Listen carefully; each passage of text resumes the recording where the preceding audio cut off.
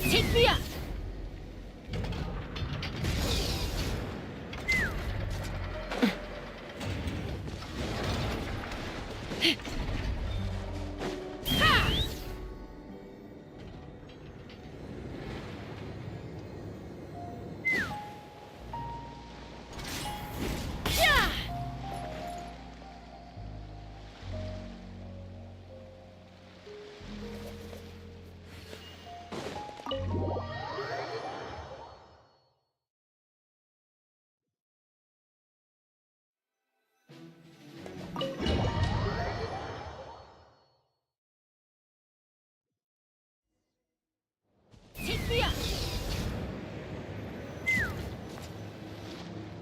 Here, this will serve as a good spot to cross over.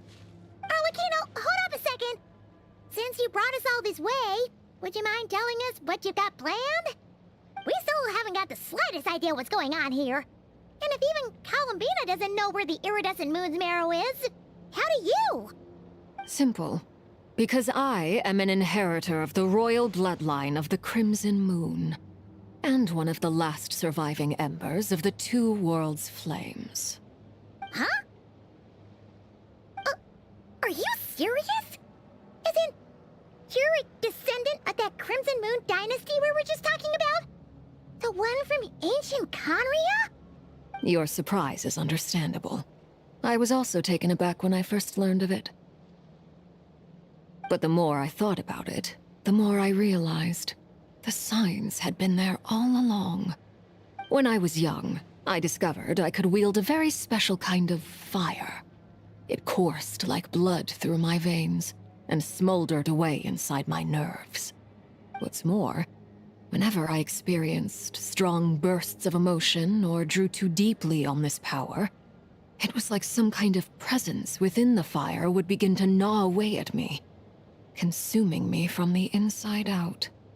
Exactly. That is why my hands are like this, too. At first, I saw it only as a curse, but once I became a harbinger, the Jester apprised me of the truth. Together with my own investigations over the past few years, there are several things that I have gradually come to understand. For instance, take the so-called Crimson Moon. In truth, it is nothing more than the shattered remnants of the iridescent moon, fused with the abyss to prolong its lifespan. Since this blood flame was bestowed upon me by the Crimson Moon, it is a fusion of the iridescent moon's former power and the corruption of the abyss. You all understand the nature of the abyss well enough. I draw upon its power, and in return, it hungers for my soul. This strange blackness is the mark of corruption it has left behind. If I recall correctly, you once told me that if the corruption ever made it to your heart, you'd become a completely different person. Yes, and that's the reason I'm always careful not to push my power too far. It's essentially a never-ending tug-of-war. Whew. Sounds intense. Anyway, the rest of my story can wait. Is there anything else about the Crimson Moon or the Iridescent Moon that you're unclear about? Paimon has a question. So, the Crimson Moon that the Carians used to worship was actually the Iridescent Moon, right? Which was one of the three Moon Sisters. Does that mean that the Carians were to the Crimson Moon as the Frost Moon Scions are to the Frost Moon? So much of that history has been lost. We have no way of knowing exactly what they were like. But I would suspect that the Conrians weren't as devout in their moon worship as it might appear. The iridescent moon's remains simply served as their link to the Abyss. Later on, perhaps someone discovered a way to make direct contact with the Abyss. Or maybe there was some kind of ideological divide. Either way, a dissenting faction staged a coup and drove out the royal heirs of the Crimson Moon dynasty. Still, even with the dark sun looming high overhead, the Crimson Moon's glow never truly faded. If you want living proof, It's standing right before you. The first time we met, I sensed something familiar in your presence.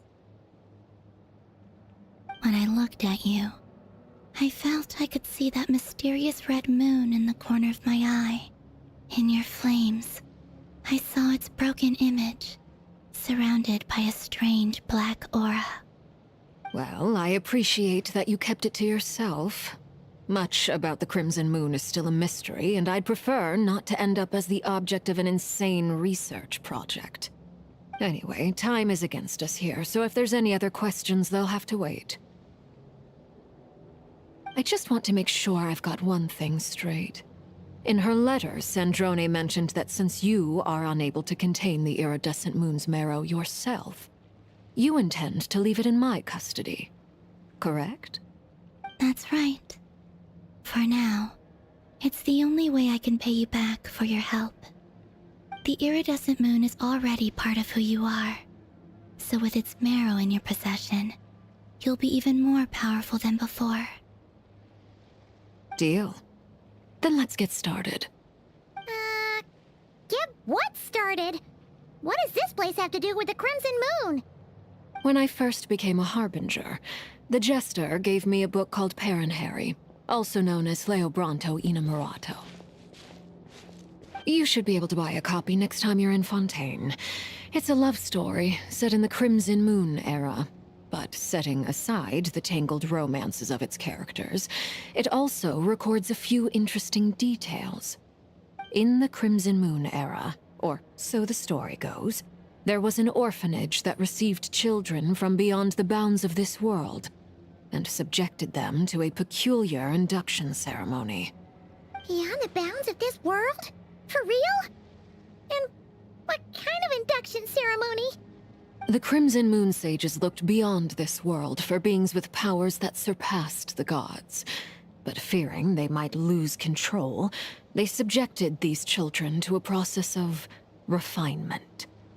They made these children crawl up a fireplace and kept asking them, "Have you died? Did you see it?" Until they finally admitted to having died and seen a crimson moon. The adults embraced the children who passed the ritual, telling them, "Within the fireplace, you have traversed the flames between two worlds. Here and now, you are born anew." The book leaves much unsaid, but I suspect that this was their way of branding the children they had enrolled, leaving an indelible mark upon them so that they would forever live in the Crimson Moon's light. That explains why I can't sense the Crimson Moon's marrow in this world. It makes sense that it would be sealed in a special space that can only be accessed temporarily through some kind of ritual. But there's no fireplace here. Do you see a chimney anywhere? Oh, That won't be necessary. The fireplace is purely symbolic. The key to the ritual is crossing the flames between two worlds. In other words, the flames that burn within me. Those burned away by such flames leave behind a kind of ghostly afterimage in the world. In the days of Conria, people believed they could be used to bridge the gap between the two worlds of life and death. In short, I can open a passage to that space for you. That's the easy part. The catch is I'll need to stay on this side to keep the passage open, so I won't be able to come with you. Once you're inside, you'll have to find your own way. Very well. Then I'll open it up. Traveler, spare me a little more moonlight if you would. I may need it.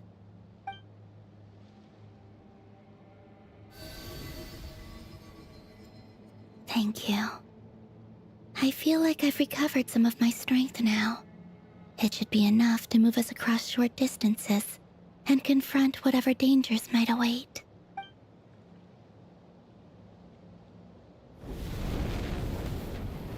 Mistress of the seven hues of ages past, great mother of the present, crimson-clad sovereign of the two realms, by fire severed, by fire renewed, I offer yourself now and beseech your descent.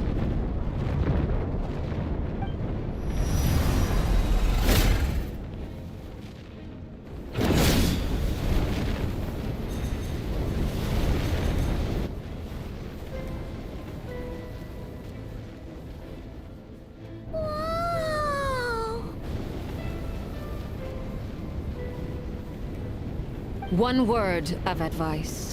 As you're crossing over, no matter what voices you hear, do not answer. Got it. I sense a sinister gloom inside, but also the familiar light of the moon. I feel that I am about to meet an old friend who has changed beyond all recognition. All right, let's go.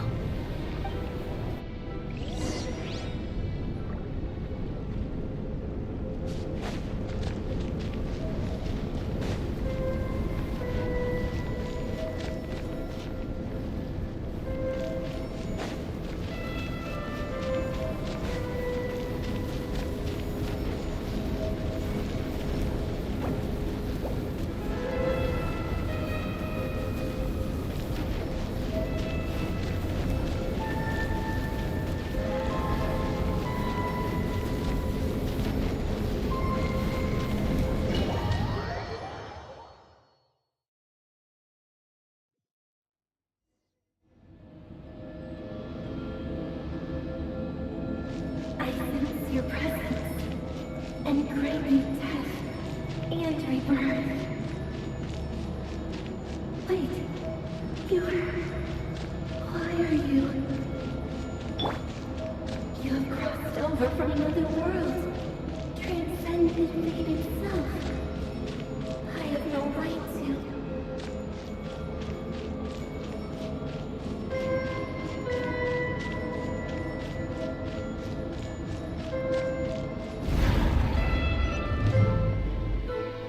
Hey, look up at the sky!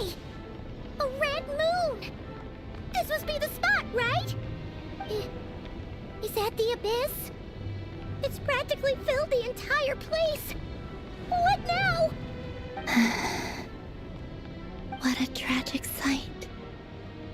Fragments of your broken body, seized by the abyss, and hung up aloft like mummified remains. Iridescent moon, was this truly what you wished for?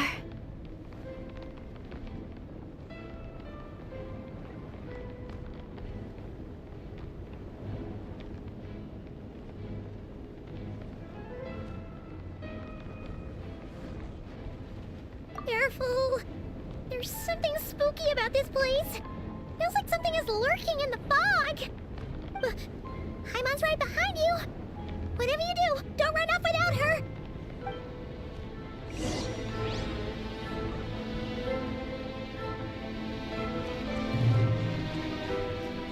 By the way, Kalambina, didn't you tell us that the iridescent moon had shattered into pieces? The moon up there looks pretty whole to Paimon.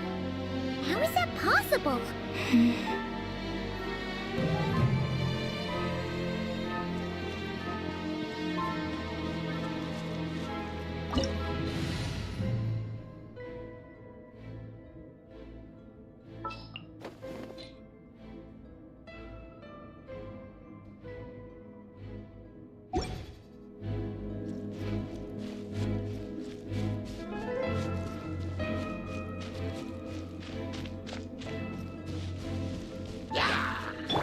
Yoo-hoo!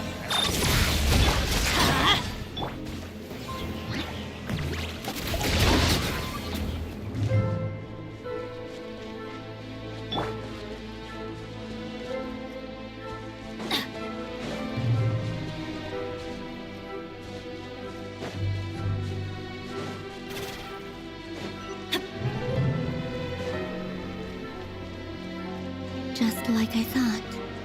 It was only a facade.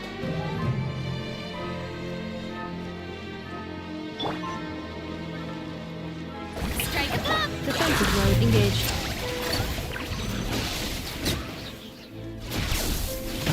Let's run! Open fire!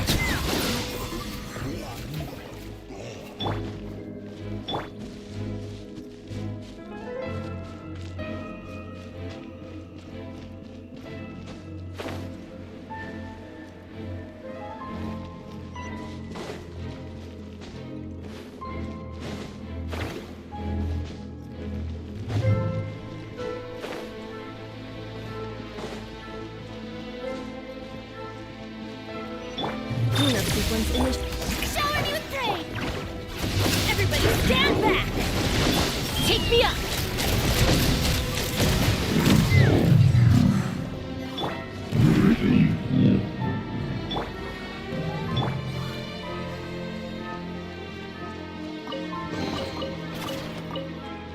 Off we go!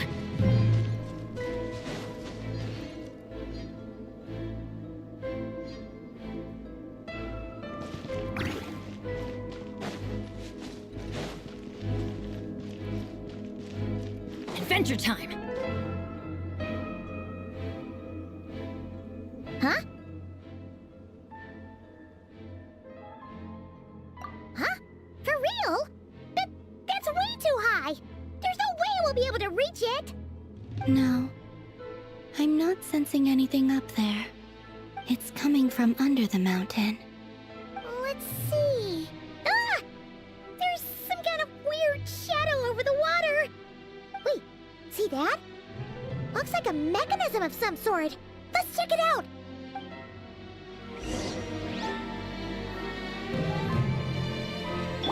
Let's fly!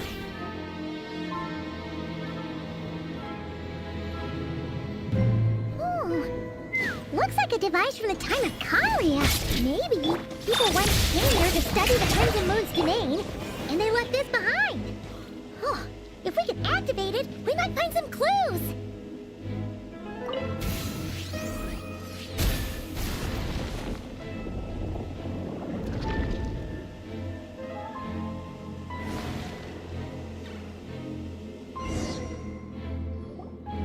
Hey, look at that! Now that the mechanism's running, the shadow in the water looks different.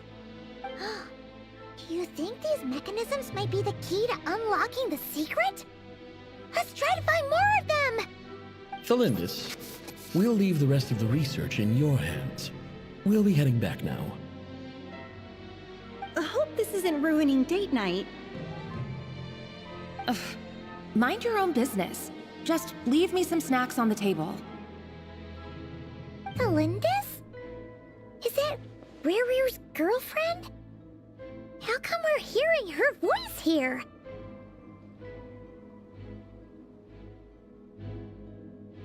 Oh yeah! So, do you think she was studying this strange space all along? The Abyss has made this space extremely unstable. Maybe that's why some of the things she said and did were preserved here. Like echoes. Or after images. Whenever I see this view, it takes me back to a poem from my childhood. Waning moon, oh lifeless damsel, weeping on the mountain crest. Mourning still in wistful tone, her fragile soul now laid to rest. For me, of all people, to be here investigating the mysteries of the Crimson Moon space, is it a coincidence or something more?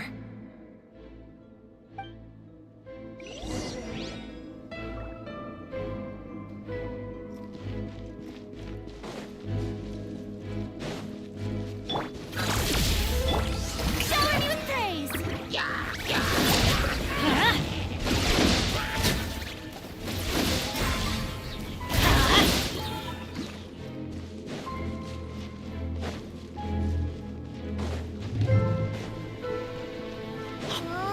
Looks like the Abyss has messed up this mechanism. We need to find a way to get it working again. Let's see if there are any other devices nearby.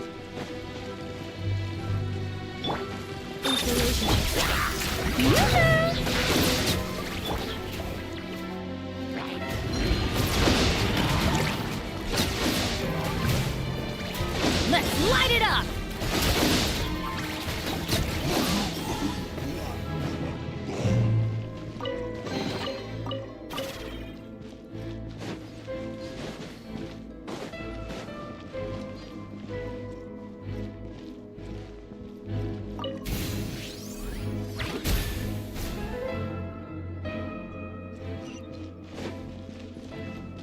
Take me up!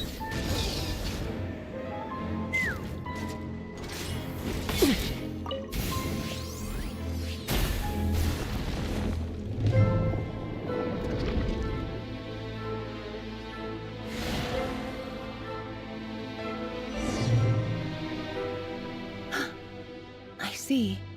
So the moon marrow, or rather the power of the 3 moons, is the key to unlocking...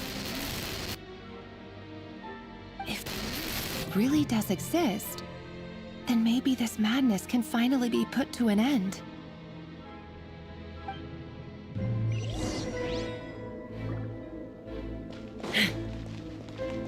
Let's fly!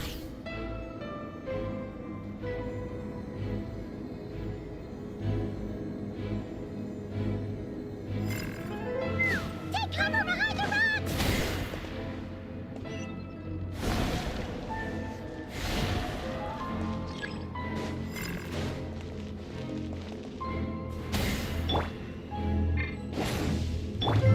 Defensive mode engaged.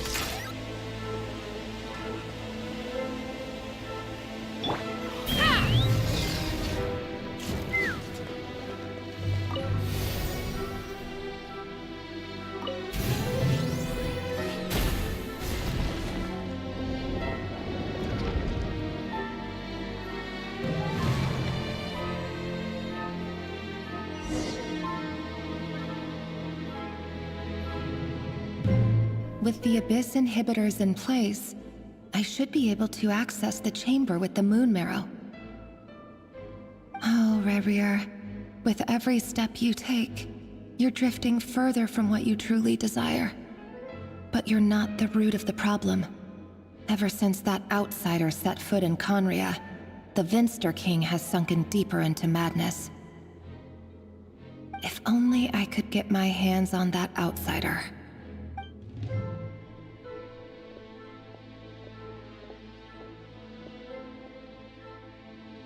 Hey look! The moon's reflection is back to normal! Melindis' voice mentioned a chamber with the moon marrow. Do you think maybe it's hidden in the moon's reflection? It must be. For within it, I sense the fragile aura of a dying soul. Then there's no time to lose! Let's go! Take me up!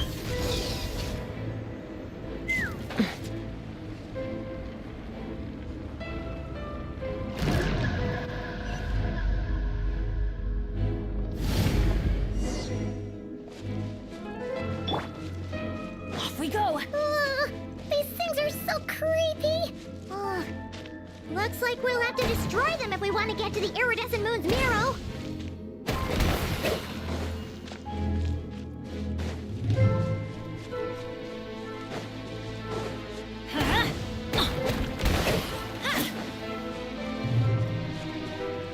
That must be the iridescent moon's marrow! We'll need to destroy these things before we can reach it! Off we go!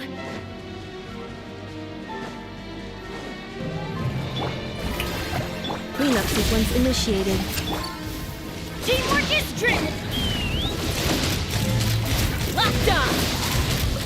Bullseye!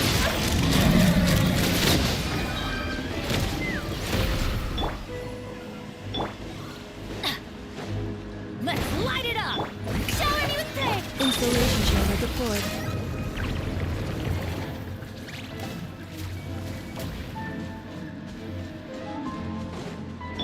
Let's fly!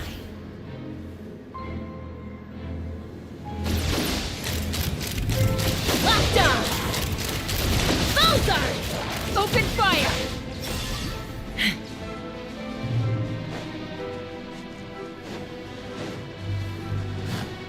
Cleanup sequence initiated. Yoo-hoo! Ha!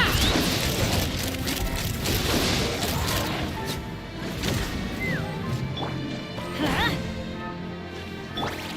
Hang in there! We're so close! Take me up! Hold on to your hats. Strike a pose! Ha! Bullseye! Adventure time!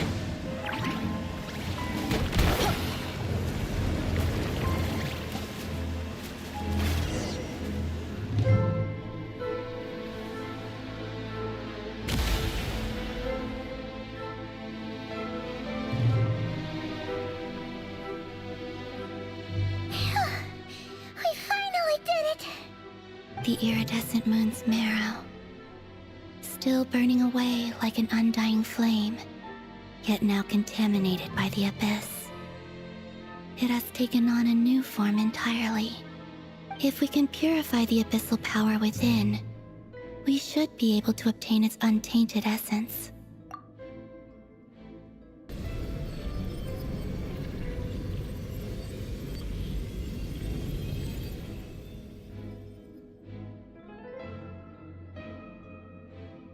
It's so cold.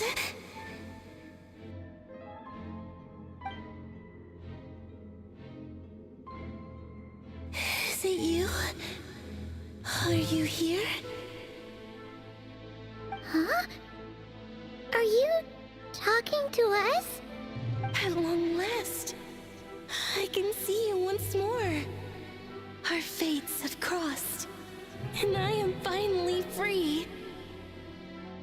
I'm sorry, I lied to you. Even knowing what was to come, I still couldn't let go of the fear in my heart as death drew near. The moment the moon shattered, my body began to split apart piece by piece. Like I was being cut into pieces by 1,000 blunt blades. My thoughts scattered as the cold crept in. But I could not bear to fade away like that.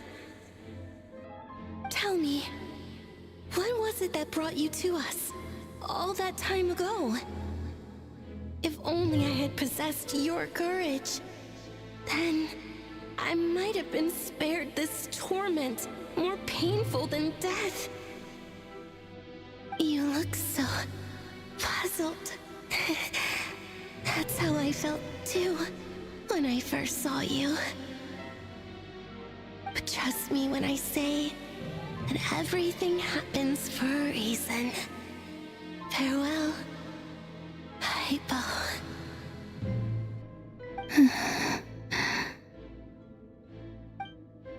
What was that all about?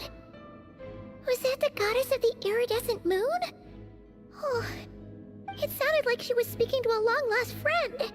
But none of us have ever met her before, right? Perhaps. She took me for the goddess of the frost moon she once knew. For a fading soul like hers, our auras must be too similar to tell apart. But anyway, we've got the iridescent moon's marrow now. That should help you regain your strength, right? Alright, time to leave this place and meet back up with Arlecchino. Let's go!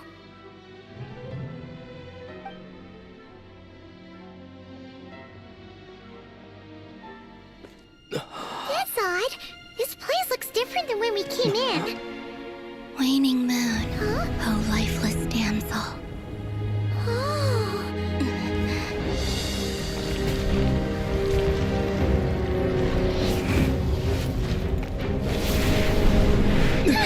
Hurry! The place is collapsing!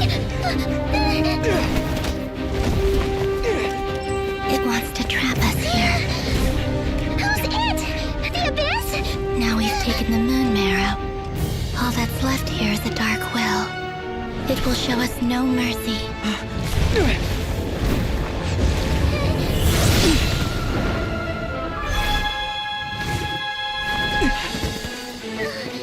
Give it back! The crimson moons! My marrow! My heart!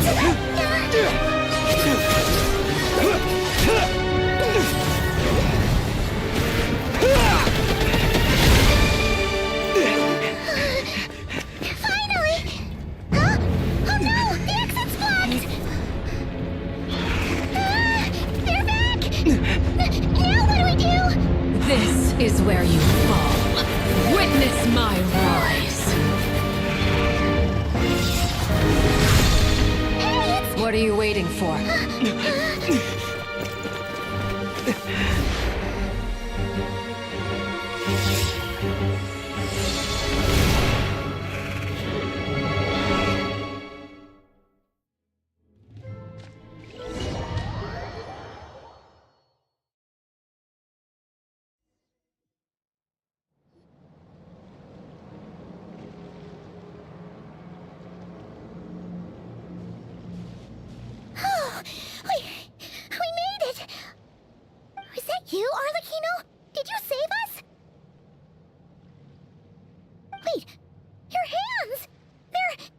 Oh, this?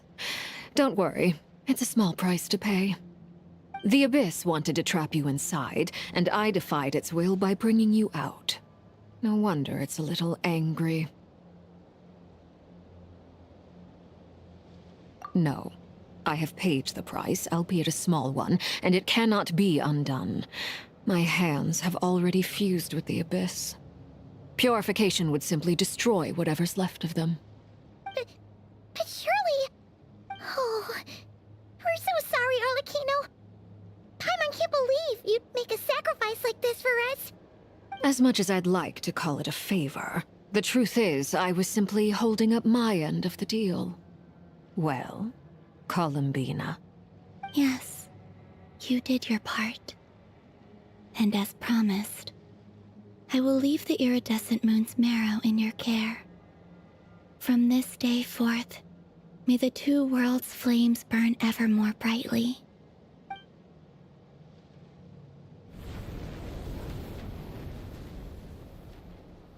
I'll take that as a blessing. Now, Columbina, give me your hand. Accept this moonlight I offer in return.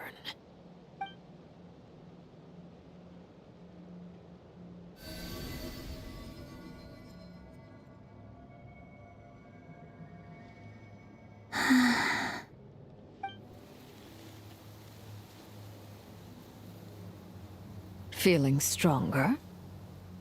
Hey, Columbina, are you okay? I'm fine. Our powers are a little at odds, that's all. By the Frost Moon's authority alone, wielding the power of the other moons was always going to be a stretch.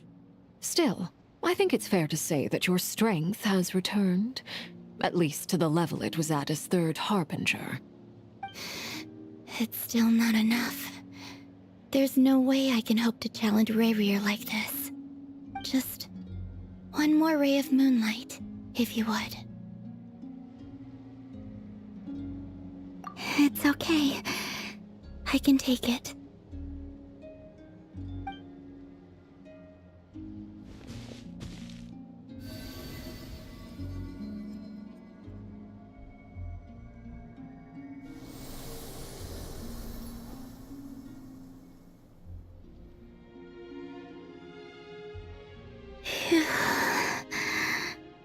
How about now?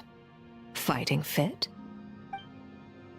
At the very least, I won't have to stay hidden like before. I want to see him gone from Not Cry. The Rayheer of Solnari and his wild hunt must be sent back where they belong. Well, it's good to have something to aim for.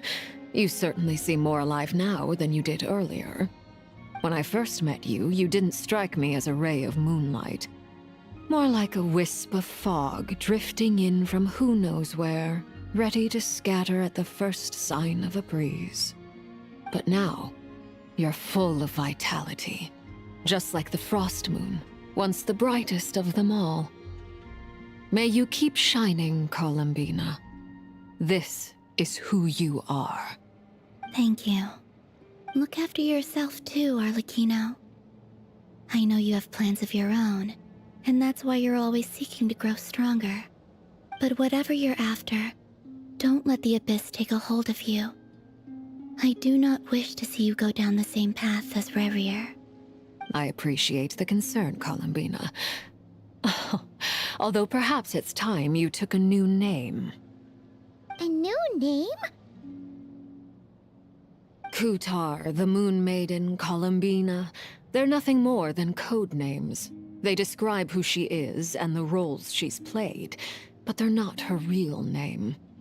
We often use code names in the House of the Hearth, too. But it's knowing your real name that keeps you grounded. Up till now, you've been living a wandering life, so you've probably never really cared.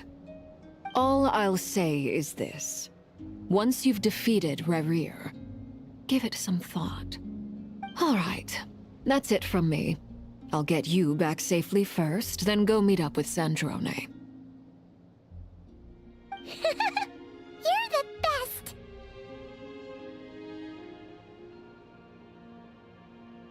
I appreciate the gesture. It speaks to your good character. Anyway, let's get going. There are more urgent things to do right now than trade compliments.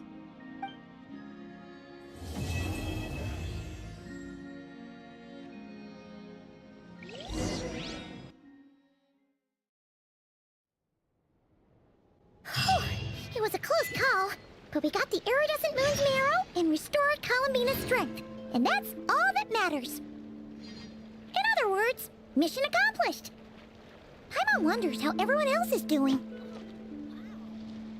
Where did that come from?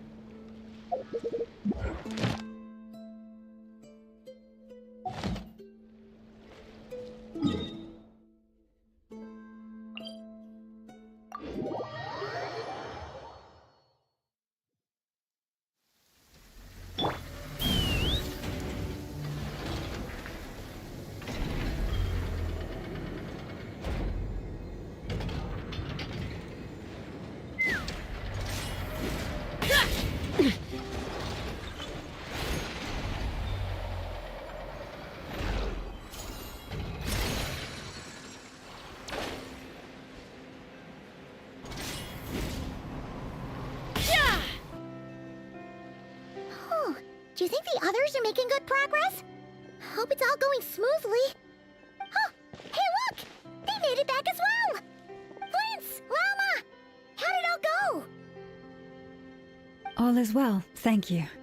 Nefer and Yehuda had to stay at the curatorium to wrap things up, so they won't be joining us for now. I ran into Miss Anefa and Miss Aino on the way back. Their work is still in progress, so I suspect they won't be back for a while either. You seem rather cheerful today, Mr. Flintz. I certainly am. I achieved what I set out to do and came away with more than I bargained for. Fighting alone can get quite tedious, but I had the good fortune to run into a pair of brave young warriors. We meet again. How have you been? Albedo! What are you doing here? Thankfully, tracking you down turned out to be a lot simpler than we envisaged. These two courageously lent me a hand while I was fighting the Wild Hunt. When they told me they were Servarka's colleagues, it all made sense. And given how people of outstanding talent tend to cross paths, it's no wonder you're already acquainted. So, who's your travel buddy, Albedo? Why don't you come and introduce yourself?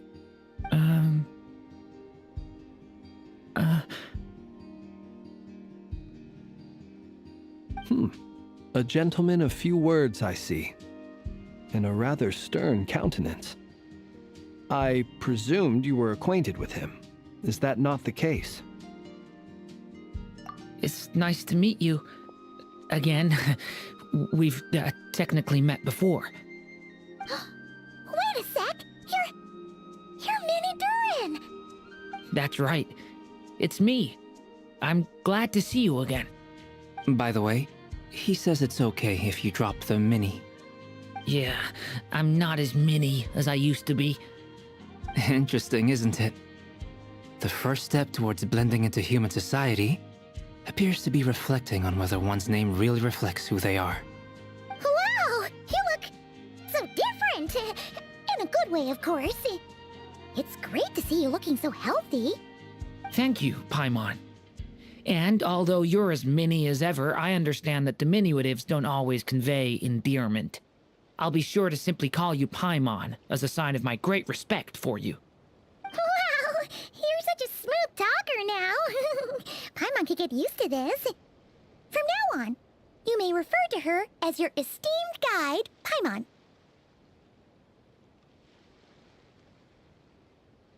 Personally, I think our little Paimon is the perfect size. When people call her Little Paimon, it's just because she's so adorable that they can't help themselves. If that's not a sign of endearment, what is? You're absolutely right, Miss Lauma.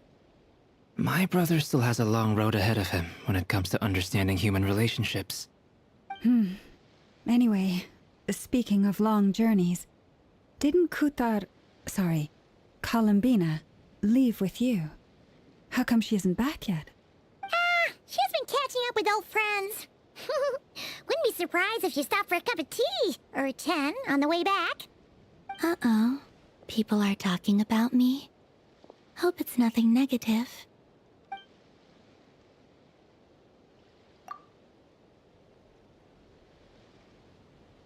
Judging from your expressions, I'm guessing it all went well? It's getting crowded here. I'll go grab some chairs. No need. This is a job for an alchemist. I'll whip some up momentarily. Thank you for your hospitality, ladies and gentlemen, but I was merely escorting my friends back. I'll be meeting Sandrone shortly, as we still have some things to discuss. It's been a pleasure, everyone. But this is where I'll say goodbye. We really appreciate your help. Oh, come on. Spare the formalities. I'm just glad I could help out some true friends. I understand. Well, bye for now, Harlequino.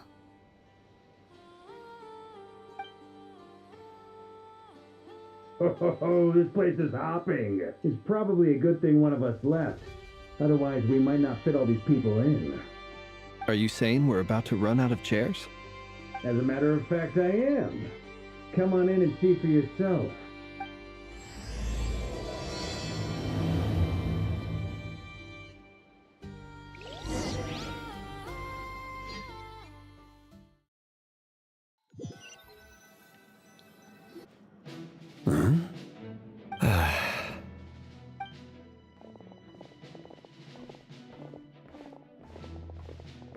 I overheard your little chit-chat outside, by the way.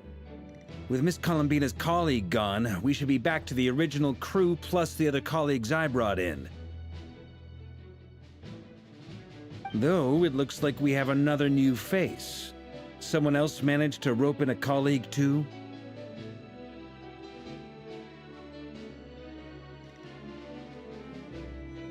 Frankly, you and Paimon are the only people I know here. This here is Deansliff, colleague of Tibet's greatest guide, Paimon, and greatest adventurer, the Traveler. Well, not exactly colleagues, more sort of friends. When someone else jumps in to do the announcing, you know you're speaking to someone important. Let's hear what he has to say. Note to self. Once Paimon knows your name, the rest of the world will soon follow.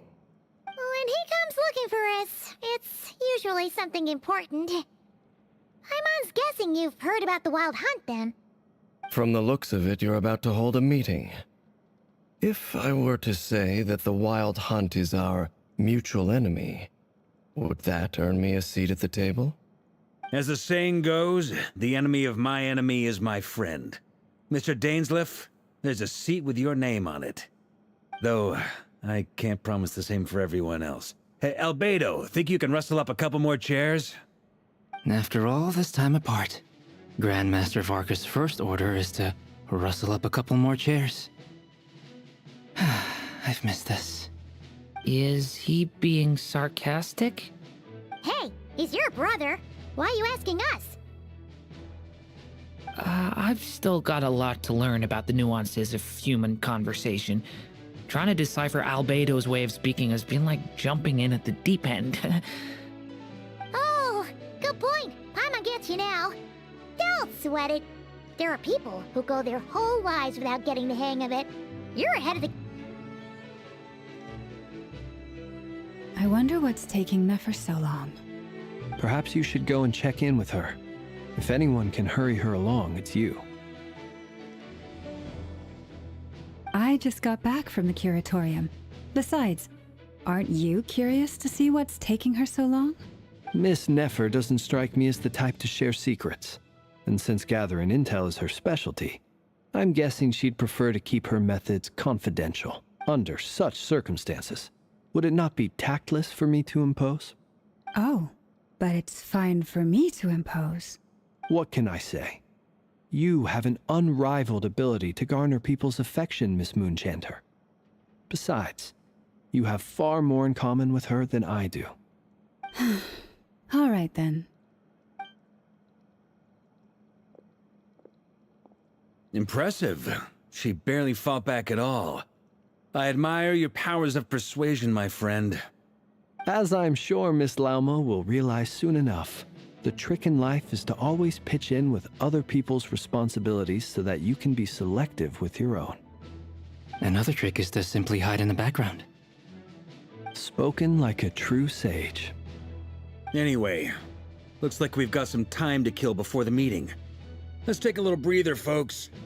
And feel free to chat amongst yourselves. We'll get down to business once the other two arrive.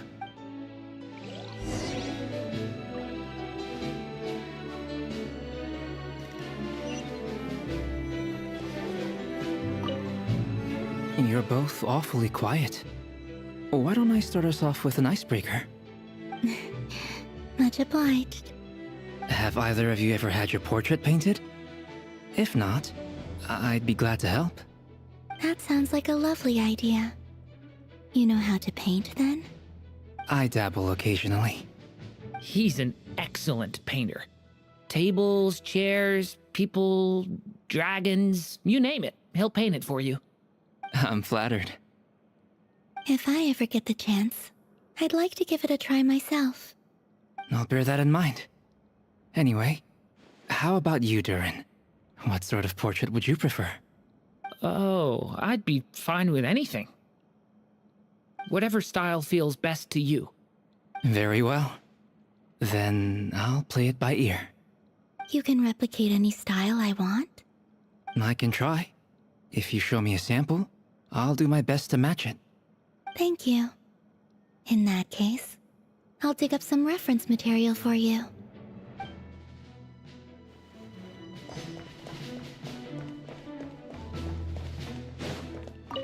Truth be told, I can't remember the last time I was in a meeting with so many people.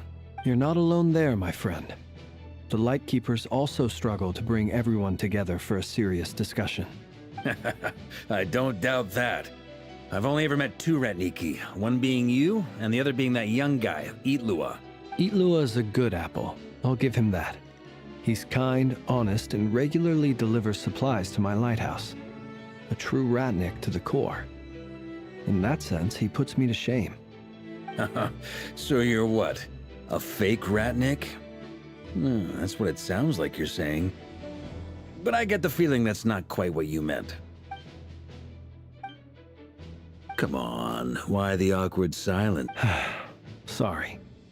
I'm not even gonna bother trying to hide it. You've known all along, haven't you, my friend? Now that was an awkward silence. Let's just keep this between ourselves. Probably best if Itlua doesn't know, huh? That goes without saying. Gotta be careful what you share with youngsters, after all. Anyone else in the know? Let me guess. The Traveler and Paimon? It's dangerous being too sharp for one's own good, you know. Then, in the name of the Animo Archon Barbados himself, I swear, your secret's safe with me. When we went for drinks, you said that you and Barbados were practically best buds. In the light of that claim, do you really expect me to take your oath seriously? Of course. Just as long as you don't go spreading around the fact that I'm close with Barbados, all right? Fair enough, then. Nothing like a bit of mutual leverage to seal the bonds of friendship. Is there something you'd like to say to me? Yeah! For starters, why'd you just show up here without even giving us a heads up? If you think back to our previous interactions, you may recall that that's hardly out of character for me. You do have a point there. Oh yeah! You'll need to find somewhere to stay the night too, right? Want to tag along with us? You never know. We might get a group discount. Sure. Let's do that. Great! Paimon will handle it! And in return, we can get Dainslift to be our very own personal bodyguard. If that's what you had in mind, you should have said so sooner. I'd be happy to help. Oh, okay then. Paimon was only kidding, but good to know. Anyway, since we're all here together, we might as well watch each other's backs. That's just what friends do, right? Indeed. Thank you.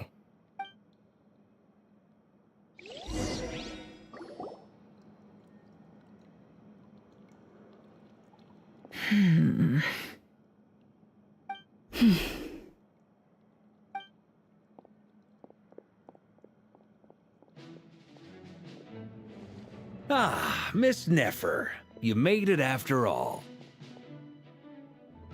But what about Yehoda? I'm here to give you an update on how things are going on our end. Once this is over, I'll be heading straight back to continue my work. I left Yehoda back at the curatorium to watch over things while I'm gone. Huh. So much for just this once. Shh! Not so loud! We're on a roll here. What if she remembers and suddenly decides to back out? Did you say something, Mr. Varka? Huh? I didn't say anything. Right, Flints? Must have been a frog. They get so noisy around here at nighttime. It's like they're putting on a concert in the background. Anyway, before we begin, there's a few introductions to make. Let me start by saying that it's an honor to be speaking before so many distinguished colleagues and collaborators. First up, we have Miss Lauma. As Moon Chanter, she's the leader of the Frost Moon Scions, a local religious community in Nodcry. Then there's Miss Nefer, boss of the Curatorium of Secrets, an intel gatherer extraordinaire. Nefer is leading the investigation into Rerer's background, assisted by Yehoda and Lauma. From the little I've heard, they're making some great progress. Over here, we have Mr. Flints, a Ratnik and guardian of the abandoned lighthouse. In our last operation, he courageously distracted the Wild Hunt to buy time for the rest of us. For those of you who've never met, this is Mr. Albedo, a renowned alchemist and captain of the Knights of Favonius investigation team. By his side is a new face for us all, myself included, Mr. Durin, who has come to lend his aid. Next up, we have the Moon Maiden and former Fatui Harbinger, Miss Columbina. Then we have the Traveler, who's earned more titles than I could possibly hope to list out, so I'll spare you the rundown. And Paimon, the ultimate travel companion and quite possibly the best guide in all of Tevat. Wow! That's a lot of people! Great turnout! Miss Nefer, it looks like you might have another job coming your way, so, congratulations on the booming business, I guess. You think I haven't got enough on my hands as it is? Who's looking for me now? That would be me, Miss Nefer. I have a commission for you. And you are? Who I am doesn't matter right now. What does matter is that I'd like you to gather more intelligence about the Recher of Solnari. Well, it's not as if we never take on anonymous commissions. But in your case, I'll have to decline. I'm gonna take a wild guess and say your job's probably more hassle than it's worth. Something about you seems like bad news. It's my eyes, isn't it? Conrian, I assume. And what's with the mask? Are you trying to hide your identity? In any case, the fact that you're even still alive raises an awful lot of questions for me. My name is Dainsleif. And yes, I am from Conria. As I'm sure you're aware, the Recher of Solnari's real name is Rerir. He was once an acquaintance of mine. Really? Then you must have been quite an influential figure yourself. You flatter me, but none of that matters anymore. My point was simply to clarify why I have asked Miss Nefer to investigate Rerir's background. So you're both from Conria, and it sounds like you used to be friends? What am I missing here? Surely you already know how he became one of the Five Sinners. I'll tell you everything I know. The history of Conria, the names and identities of the Five Sinners. I remember it all like it was yesterday. I have never spoken openly of this before. But the truth was exactly as people say. The Five Sinners were each driven by their own desires, and it was by playing upon these that the Abyss tempted them to their fall, tearing Conria apart in the process. The visionary, Vedafenir, who wished to foretell the future, the wise, Haroptatir, who sought limitless knowledge. Gold, Rhine-daughter, who desired to create life. The foul, Elegy, who pursued supreme strength. And last, but not least, Raker of Solnari, Rerir, Ravager of the Moon. Of the five, Rerir is the only one who remains a mystery to me. He never harbored grand ambitions, so what changed in the space of a single night? How did he come to fall like the others? In other words, you're saying that his change came as a shock to you, and you have no idea what actually happened? That's right. You mentioned how the Abyss tempted them, which led to their fall. But what did that look like in practice? And what other context can you give me about the events of that time? The more detail you can give me, the better. Strangely, now that it comes to it, I hardly know where to begin. The fateful night took place during the era of the Eclipse Dynasty. One day, my elder brother, the visionary, Vedifenir, was summoned to the palace by the Vinster King, only for the king to gouge out his eyes and cast him into the dungeons. When I came to hear of this, my fury knew no bounds. I gathered together every ally I thought I had, and together, we set a night to storm the palace and free Ved.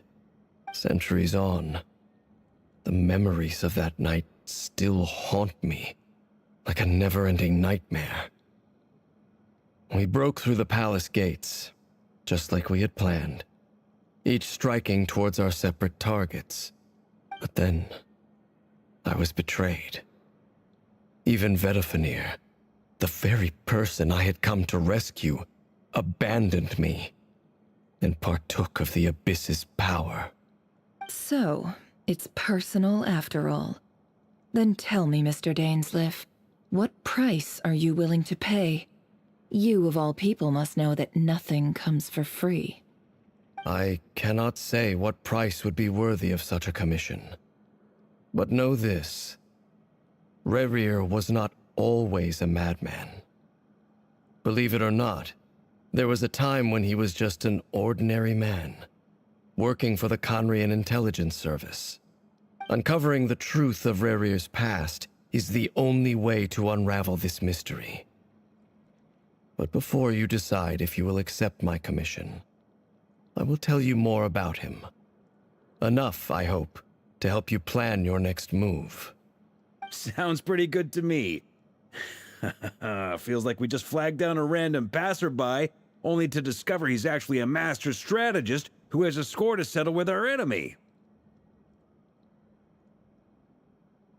Can I borrow your halo? It could be useful in the lighthouse. Hey, enough with the wisecracks! Besides, isn't that lamp of yours bright enough already? Relax. It was meant to be a compliment. If that was a little over the top for your liking, I'll make sure to tone it down next time. I'll give your proposal some serious thought, Mr. Dainsleif. Let's speak in private once the meeting is over. Before that, there's a few things I'd like to share.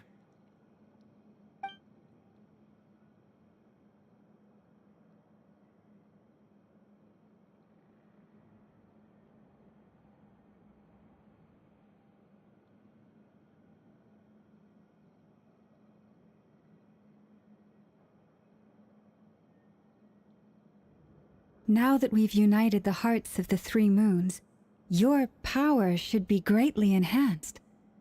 But it seems like that hasn't happened yet. I believe it will take a little longer. You've done so much for me, so I want to be completely honest with you all. Even though I'm doing a lot better now, the truth is, my recovery will likely be an ongoing process. From the moment I was born, my power has been slowly ebbing away. And that is because Tevat has never accepted me. Even with the moons united as one, it seems my rejection cannot be undone. So far, I have yet to find a solution. It may turn out to be a problem that will plague me until the day I finally leave this place behind. Even so, I will do everything in my power to help you drive out the ray here of Solnari. As Arlecchino put it, this is not about chasing the spoils of victory. It's just a gesture of heartfelt gratitude. Kutar.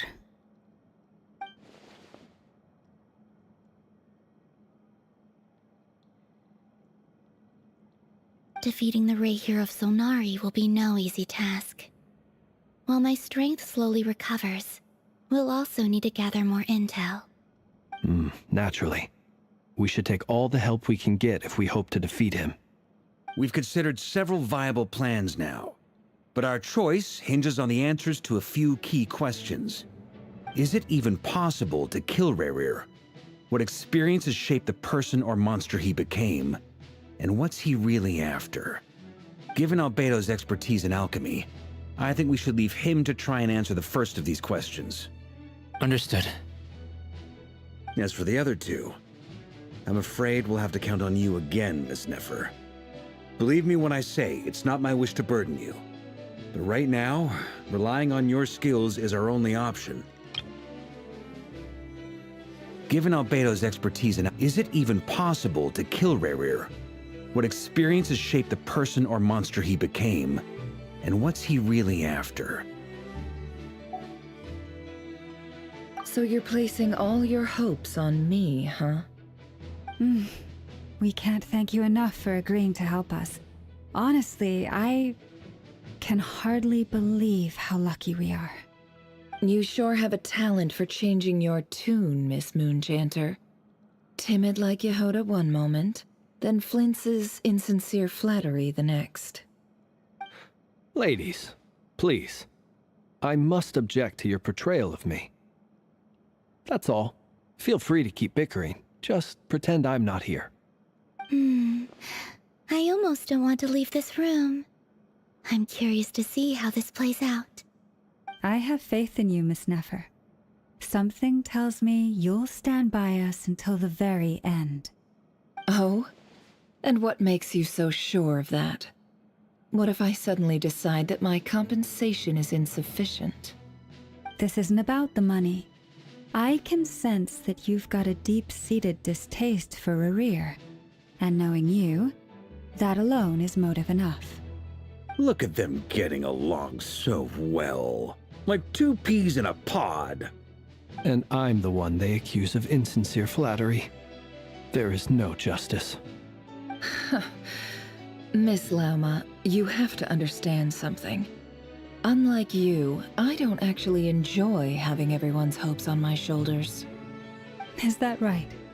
Well, maybe the fact that I'm willing to put my hopes in other people says more about me than you. But the fact is, I also trust you. And that's because I know that you're someone we can count on. Anyway, we've got our plan, so let's get moving. Mr. Dainsleif, let's talk.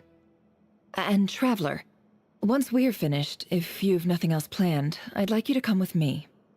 This whole experience is teaching me a lot. For instance, I now know that when other issues come up in the future, I'll have far more luck getting Lauma to convince Miss Nefer than trying to do it myself. Hate to say it, friend, but that's one of the funniest things I've heard in a while. Why? You think I've got it wrong? Quite the opposite. But what makes it so hilarious is how long it's taken you to realize.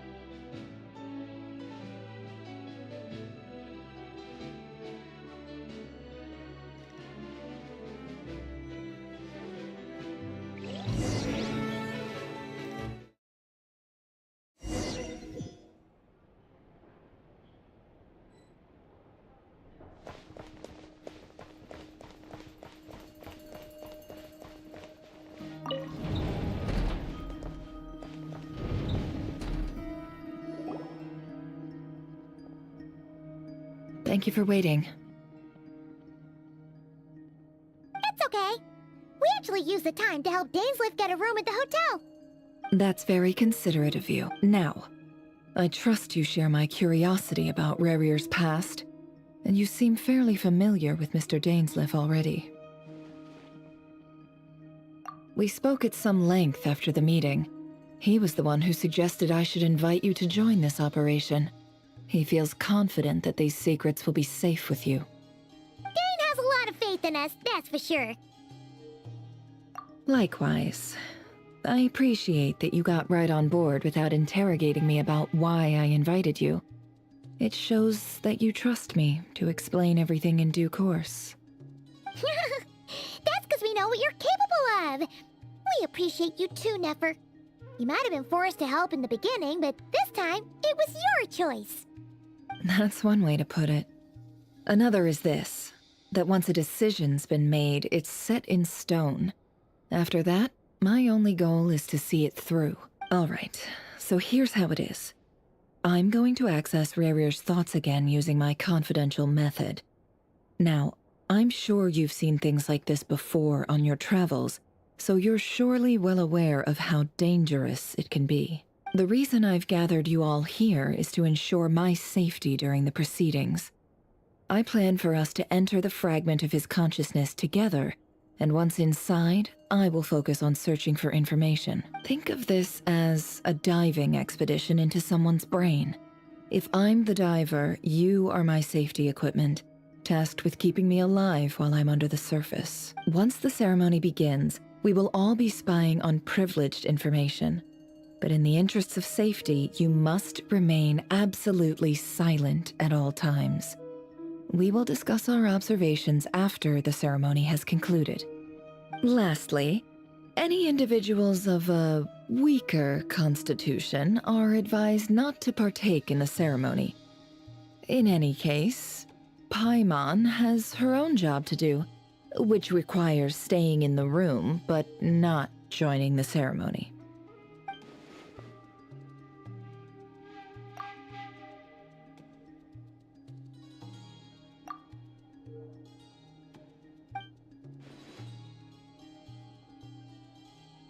Well, good luck, everyone. Sounds like all Paimon can do is cross her fingers and root for you guys. There's a little more to it than that.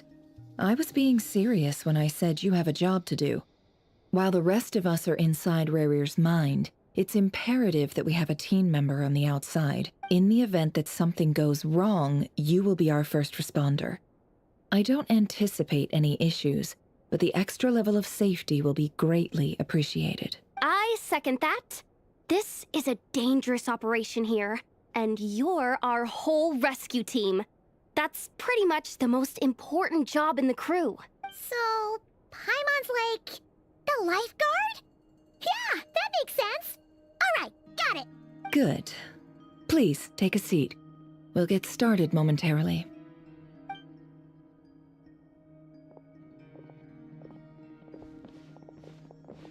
So, did Mr. Dainsliff tell you anything else? He told me that he believes Rarier kept some big secrets in his life. He's not sure that they were the cause of his eventual downfall, but he's asked me to uncover what those secrets were all the same. But surely you're not planning to go through with this, no matter the cost. If you think that, you'd be overestimating me. I'm a businesswoman, not a mercenary. But I do have my own professional reasons for taking this job. You think I'd turn down the opportunity to get a first-hand glimpse into Conrian history? No chance. Well, as long as you don't let morbid curiosity get in the way of safety concerns, we're good. We'll do whatever we can to help you. You're such a killjoy.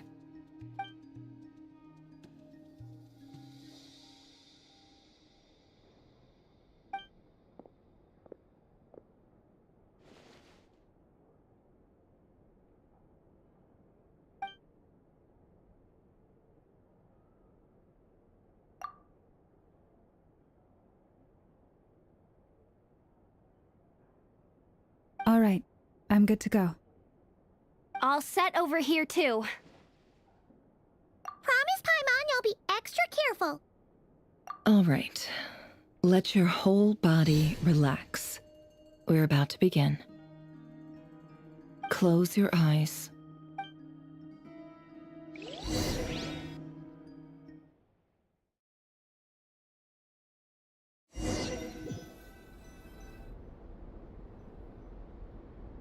Phew.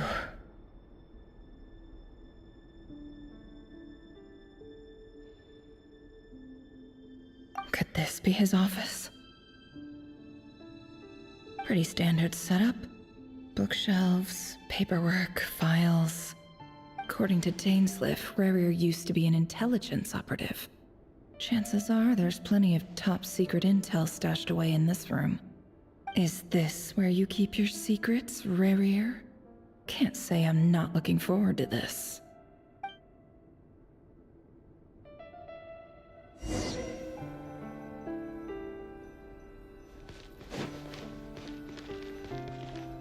He looks even gloomier than last time. I wonder what's changed.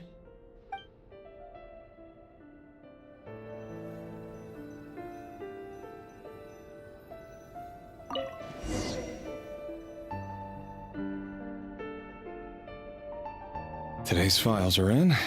Time to wade through them just like usual.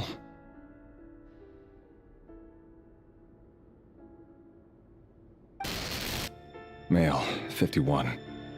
Occupation, cook. Confirmed Crimson Moon descendant. Has maintained frequent contact with other descendants over the past year. Poses a threat to the dynasty. Neutralized.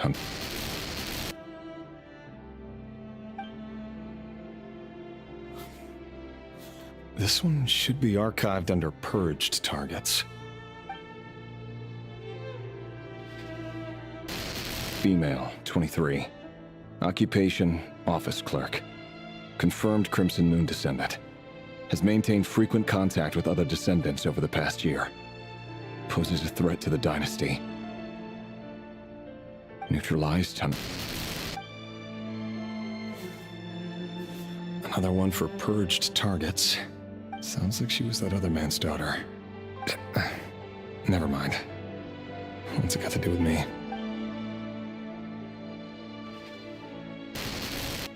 Male, 40. Occupation, teacher. Confirmed Crimson Moon descendant. Has been observed making contact with other descendants during the past year. Poses a threat to the dynasty. Neutralized on... Just another nobody for the archive. Come to think of it, I remember surveilling this man. A case like his never would have been considered a priority in the past. Huh. He barely even interacted with other Crimson Moon descendants. Female, 16. Occupation, none. Orphan and confirmed Crimson Moon descendant. Has been observed making contact with other descendants during the past year. Poses a threat to the dynasty. Neutralized. Filed. I have no recollection of this girl. None whatsoever. She doesn't seem to be anyone important, but then again, how many of them really are?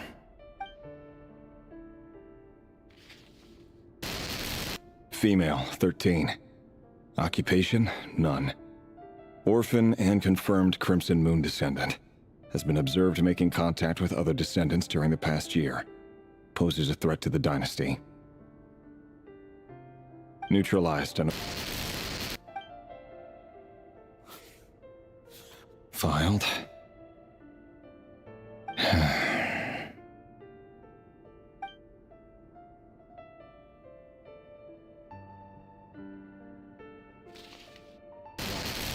Male, 11. Occupation, none. Orphan and confirmed Crimson Moon descendant. Has not been observed making any contact with other descendants during the past year. Neutralized and...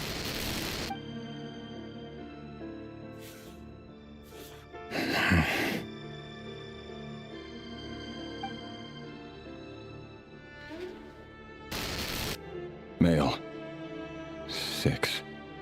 Occupation, none. Orphan and confirmed Crimson Moon descendant. Poses a threat to the dynasty.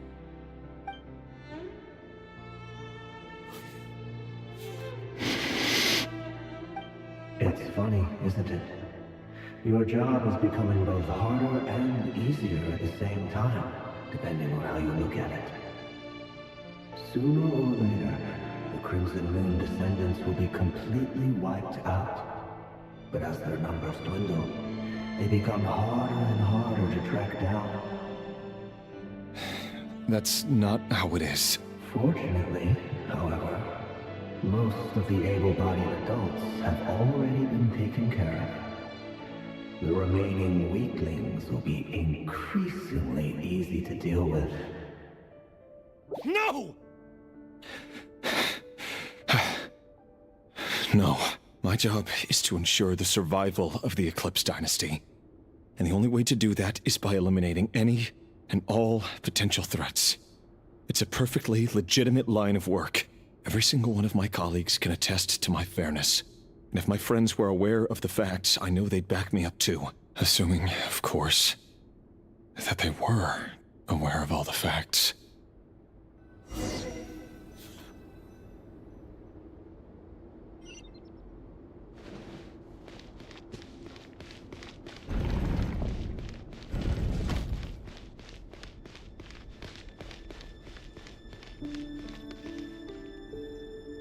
Mr. Vedifalnir, it's been quite some time since we last met. Revier, I trust you're here because you have something important to discuss. Forgive me. I wasn't tuning out, it's just, I noticed you didn't even phrase that as a question. As if you knew I was coming. Tell me, does someone in your position ever feel the need to ask questions at all?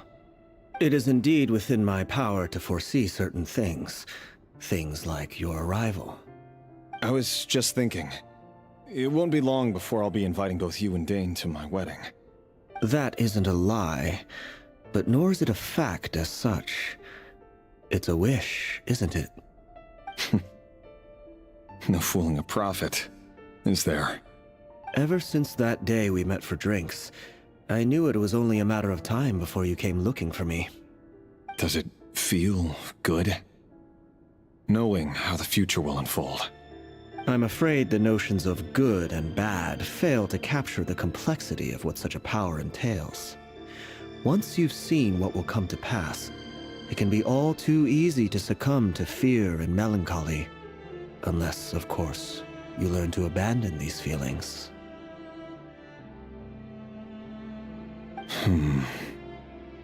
You fear my silence, and long to hear the words I left unspoken that day. That's right. You must have noticed my reluctance to broach the subject, and the reason is simple. Because the truth could never have lived up to your hopes. For both our sakes, such words are better left unsaid. The burden of prophecy was never meant for your shoulders.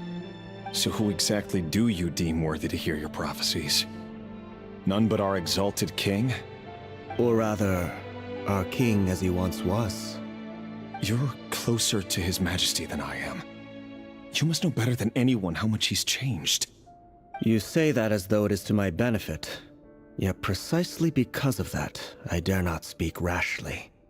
A king can turn out to be the most virtuous of rulers, or a tyrant more terrible than the most vicious of dragons. You are so wise and far-sighted, yet still you would have me live in fear of the unknown? You make a fair point.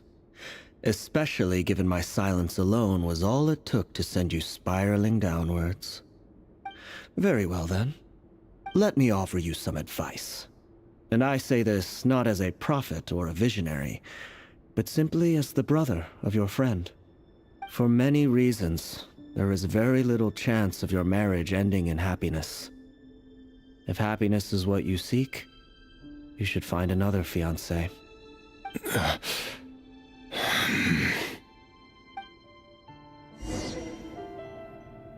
Hold on. There's that same black fog again. Could this memory belong to Thelindis? Guess I'd better tread carefully.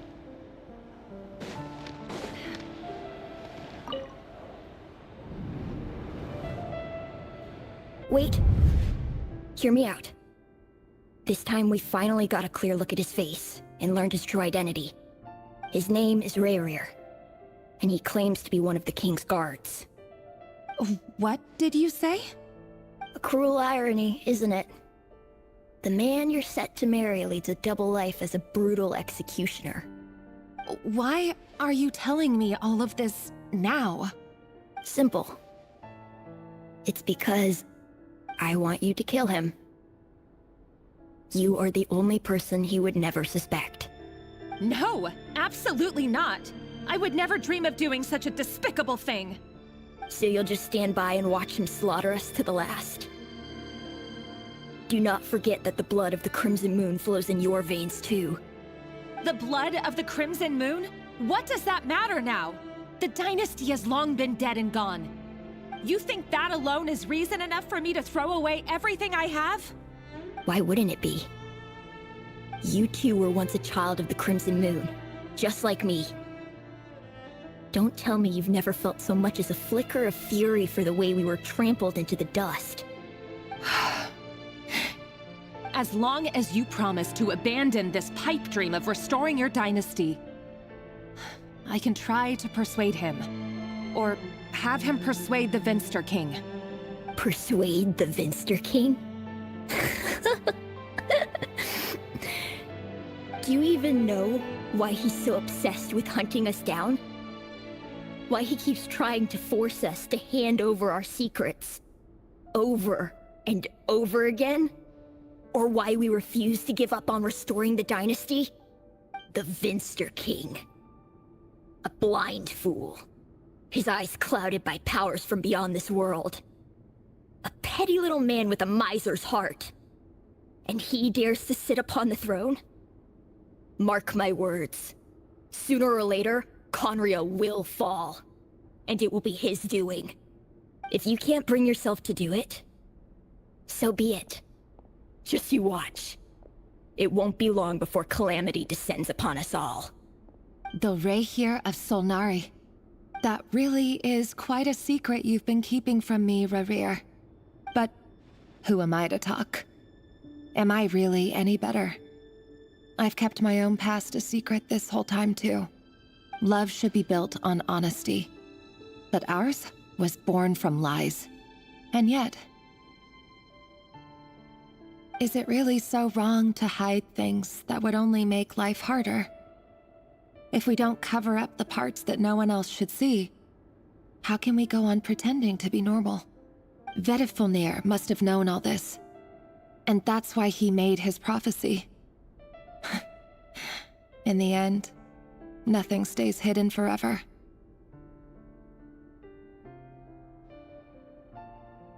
But I won't just sit by and watch this disaster unfold.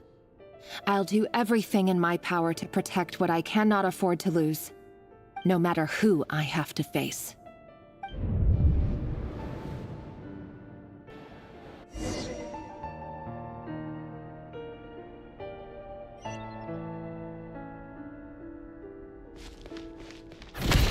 Huh? Was that Rayrir who just walked past the window? Doesn't it give you the chills that he still takes the same road to work every day? As if nothing ever happened. Those people at the deli. Enough already. They're clearly pretty taken by their own disguises, so just smile and play along. Pull the rug from under beasts like that, and you'll risk having your throat torn out. Deli? Huh. They're talking about those people from the opposition. Right. I'd almost forgotten they used to run a deli. People of no consequence always vanish so easily. And no one even remembers them.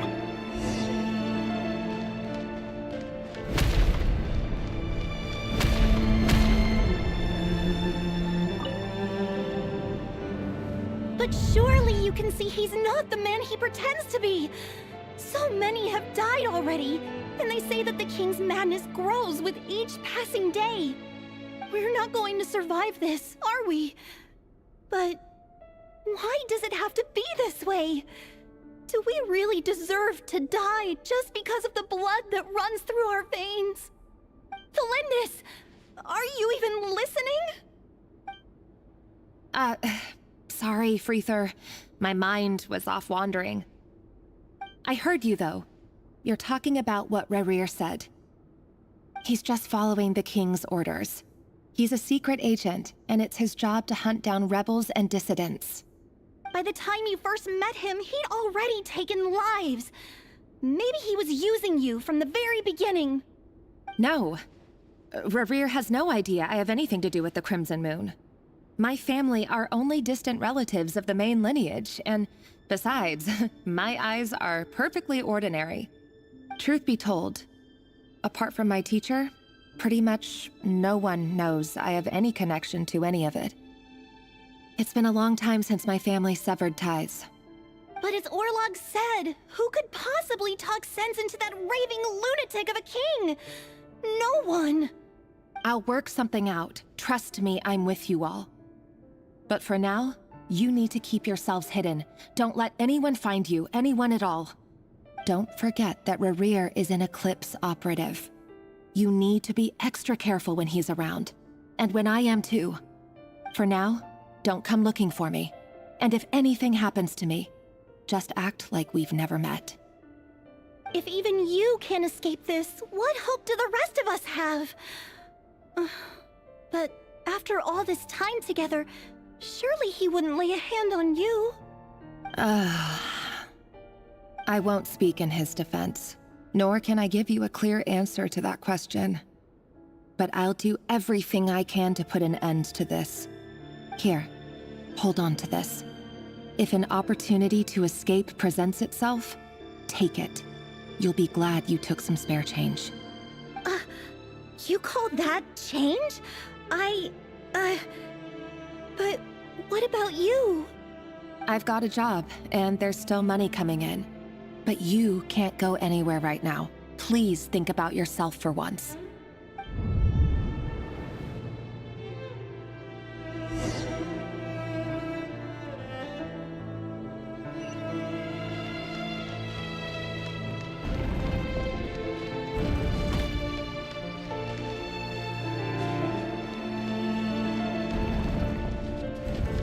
Another day, another round of assassination training. Training ground is just beyond this hidden passageway. When you kill a person, doesn't it bother you when you end up covered in their blood? Why would it? Aren't we all just walking blood bags? But not everyone is accustomed to hunting down others like prey. You've been a hunter for so long now, you seem to have forgotten that most people don't just go around killing one another. Leave me alone.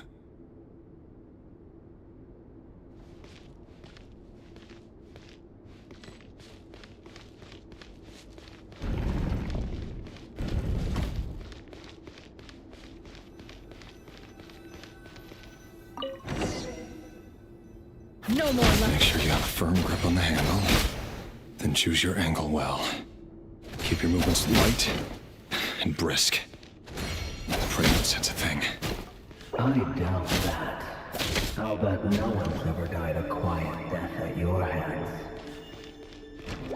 I work clean. No traces.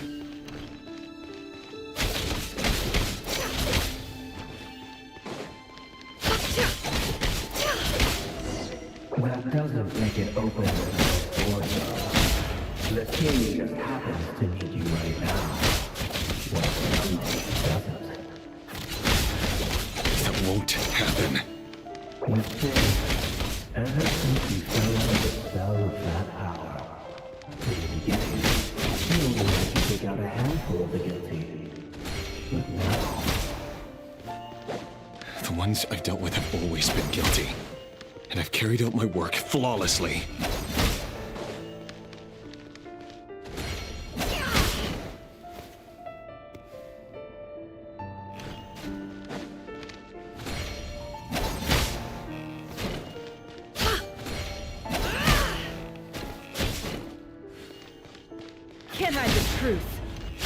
You know why Felinda didn't accept your proposal, don't you? Was it because she didn't trust you?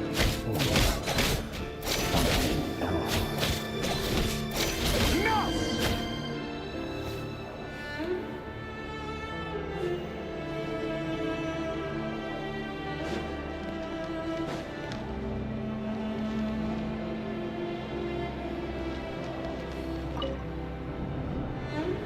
Delindis, do you still remember Orlog? Orlog. The boy who was pretending to sell flowers. You spoke for quite a while, didn't you?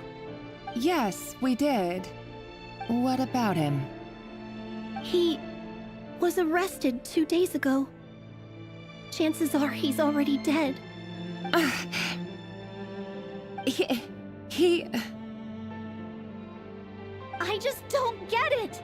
After everything he's done, why do you still stand by him? Or does it mean nothing to you that people keep dying? No, that's not... Just hear me out. I need to go now, Thelindis. They're looking for us. You take care too. If you ever need a place to hide, come find us.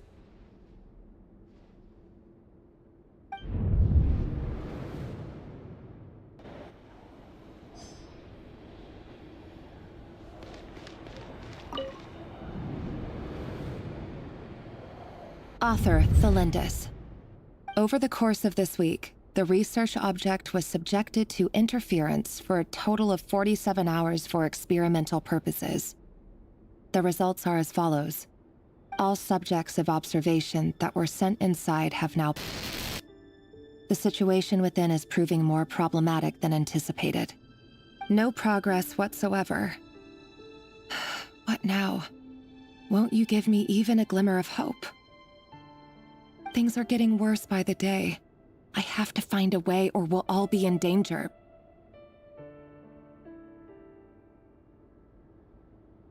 But I...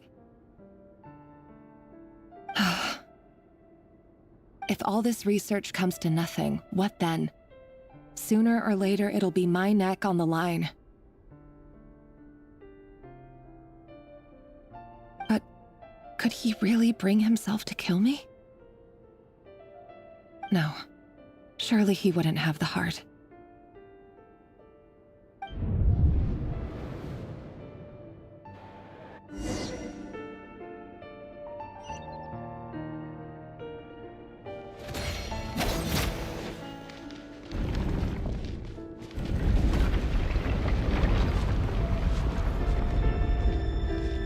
Why won't you just let us go?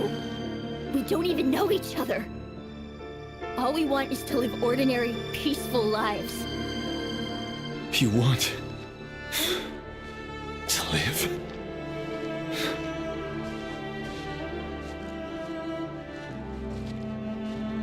Yes. I just want to go on living. Is that really such an unforgivable crime?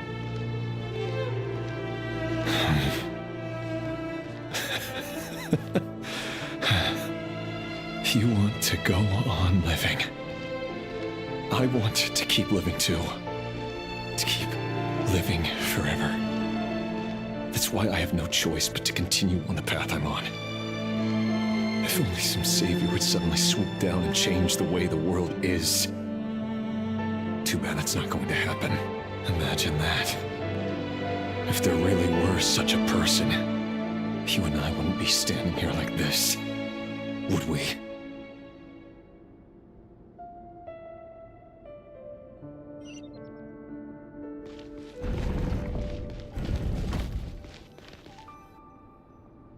Today's files are in. Time to wade through them just like usual. No, I don't get tired of it. It's my job. And not only am I lucky to have it, I'm good at it too.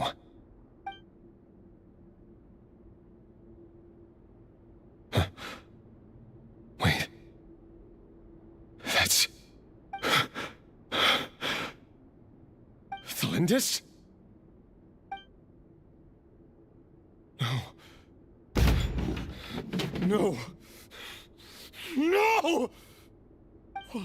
Why? But you bear no mark of the Crimson Moon. How could you possibly have anything to do with them? It cannot be! A diluted bloodline. Carefully concealed. I see it now. You've been living in the shadows just like me. What a fool I've been. Numbing myself with talk of justice. Even imagining my friends would back me up. But in the end, Irminsul. Finster King! How far are you going to take this? From the direct bloodline to secondary offshoots? And then what? Today it's the descendants of the Crimson Moon. Who will it be tomorrow? Will you not rest until everyone down here is dead? No. This cannot go on. This is where it ends.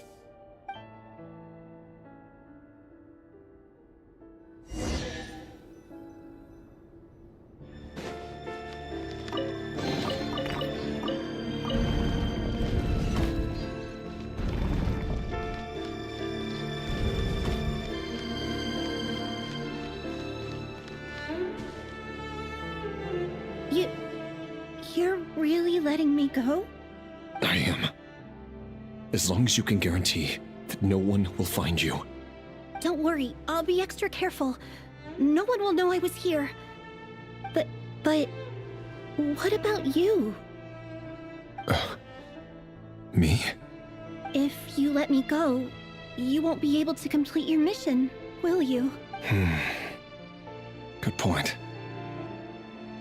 In that case, maybe you should stay. No, please!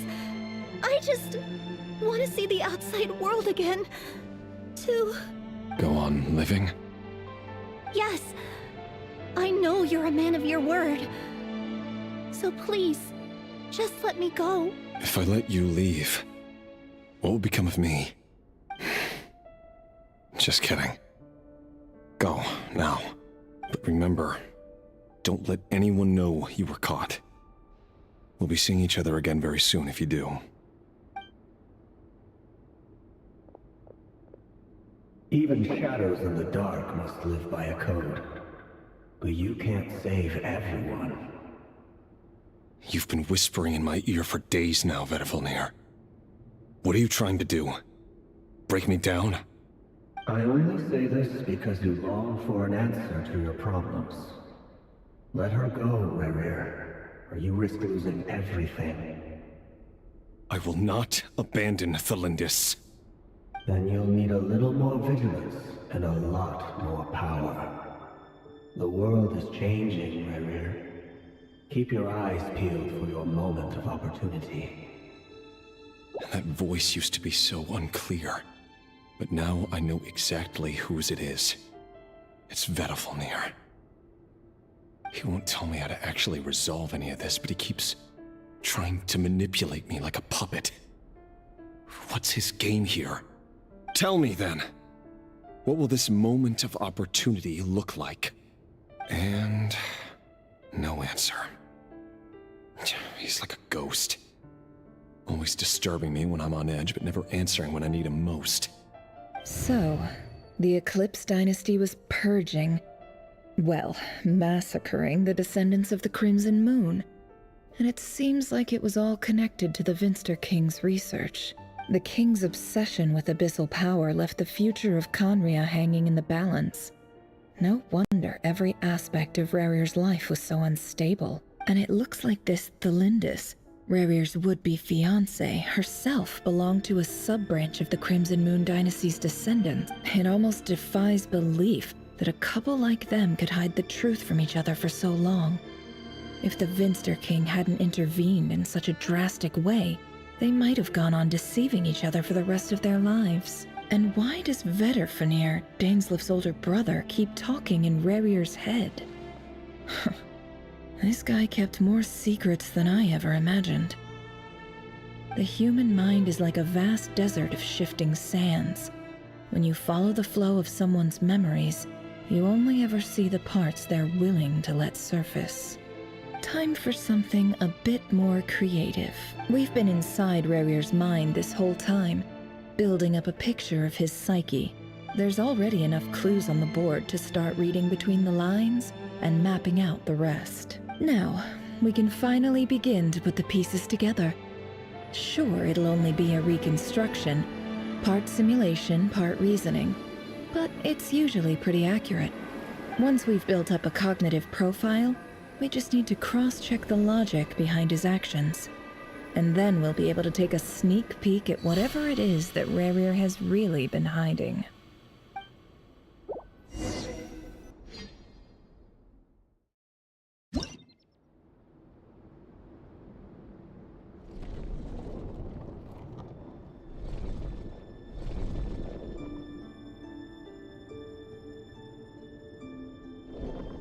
Rarir, are you there?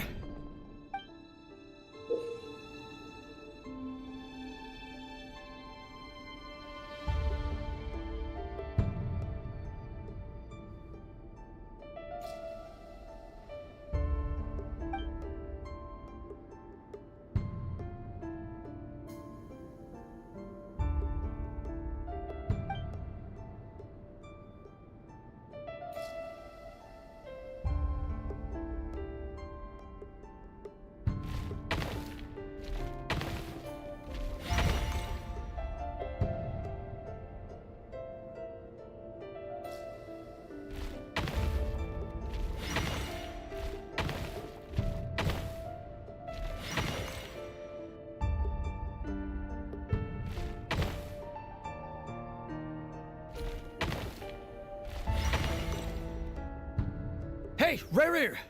Come out, it's urgent! Dane? What's wrong? Quick, come with me. I'll explain everything once we've met up with the others. Okay. I'll come. But the Lindis is still over at the Universitas. I'll need to leave her a note. All right then, but make it quick. I've never seen Dane so worked up before. Whatever this is, it must be big trouble.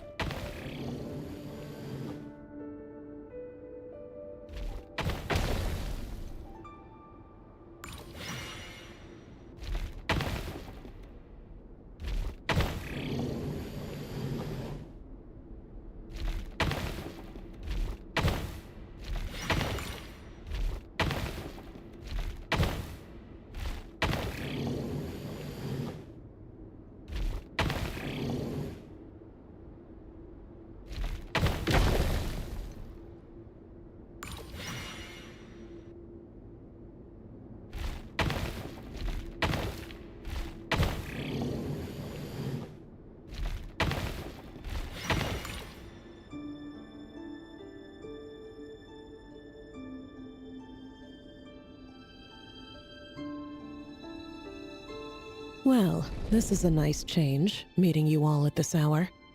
When men and women of ambition can speak face to face in broad daylight, I say that's a big step forward for our dear Conria. Don't be ridiculous. We do not fear the day. Why would we seek refuge in the night? You might ask your blade that same question. I'm told it prefers the cover of darkness. The word on the street is that Sir Elegy only strikes when he has an unfair advantage. But that is patently false. I see you're missing an arm and a leg. Surely only a fair fight could explain that.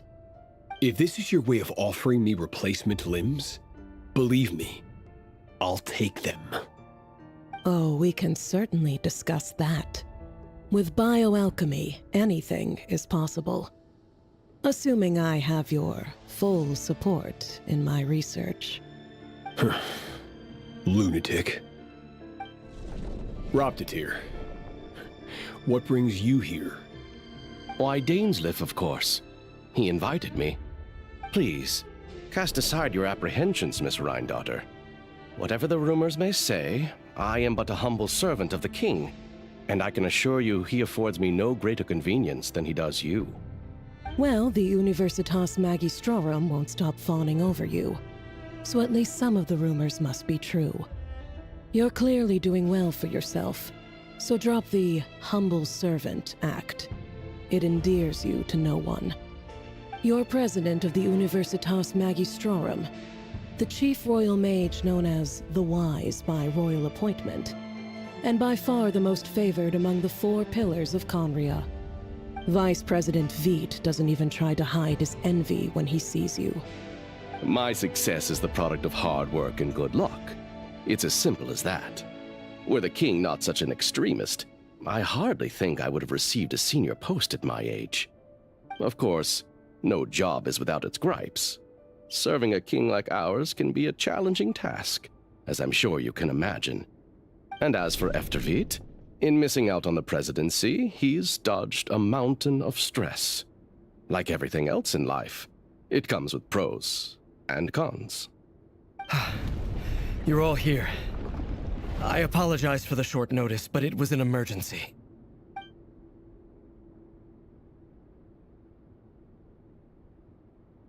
You must be Rarir. Mr. Sertologi. Yes, I handled your case file during your sentencing. Nothing personal, of course. I'm pleasantly surprised that you remember me. You're clearly a person of substance if you've been invited here. But Dainsleif, you'd better have a very good reason for convening this little gathering. It's my brother, Vedofenir. After he spoke at the court this morning, the king was so infuriated by his words that he had him blinded in both eyes and thrown in prison. Vedofenir in prison? Strange. I thought the king trusted him and Roptatir more than anyone else in the world. Does this mean the king's circle of trust just got even smaller? It has nothing to do with trust. It's about what the king wants, which is as clear as day to anyone paying attention. I simply appease him, because it's in the best interests of the Universitas Magistrorum. And also because you're slimy. Vedofenir, perhaps less so.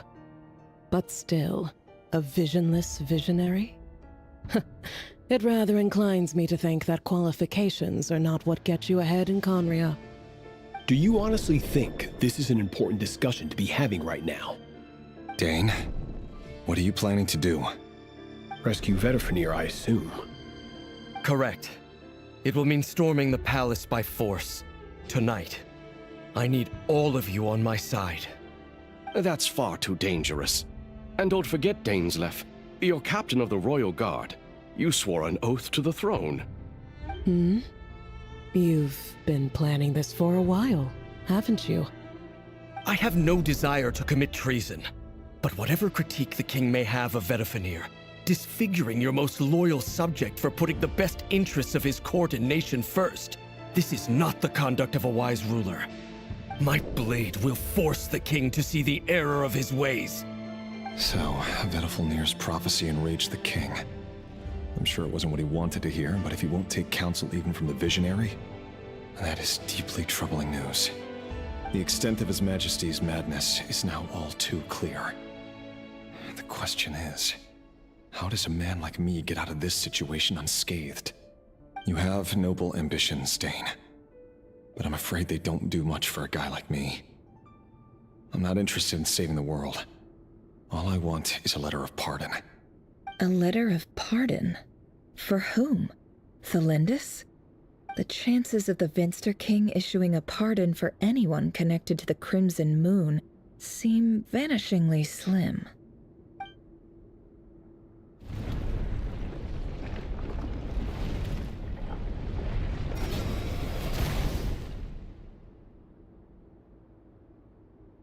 This black fog over the board must have some connection to Thalindis. But why is it taking this form? Does it have something to do with Rarir's past? Another mystery I'll need to unravel.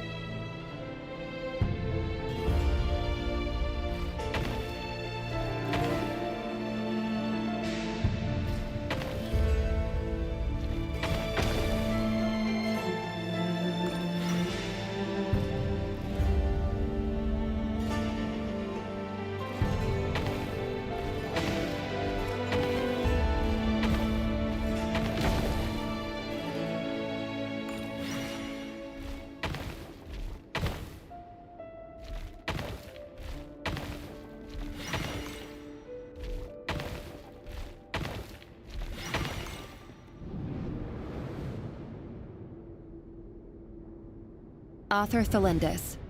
Over the course of this week, the research object was subjected to interference for a total of 60 hours for experimental purposes. The results are as follows.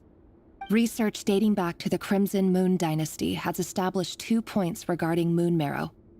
Firstly, its origins have something to do with a god's power. Secondly, it serves as a portal to an as-yet indeterminate location. Moon marrow can thus be defined as a spatial gateway. However, there are a number of hurdles to overcome before we can answer the question of where it leads to. To start with, opening the gateway requires a specific power source, which the relevant literature indicates. An enormous amount of power is then required to keep the gate open. Currently, the total power output of our instruments remains in the single digits. To make matters worse, I am now the only staff member remaining in the Moon Marrow lab.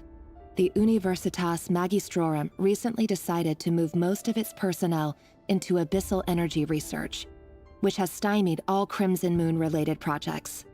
This is not a wise move. I have always maintained that placing all our hopes in a single source of power is risky, especially one as poorly understood as this. As well as making ourselves overly reliant on a single resource, we are neglecting other promising technologies. I apologize if this comes across as disrespectful. But as a Moon Marrow researcher, I desperately want to see the world beyond the gateway. If we really made it there one day, what would we find? And how would we go about taming the unknown? My imagination is endlessly fueled by questions such as these.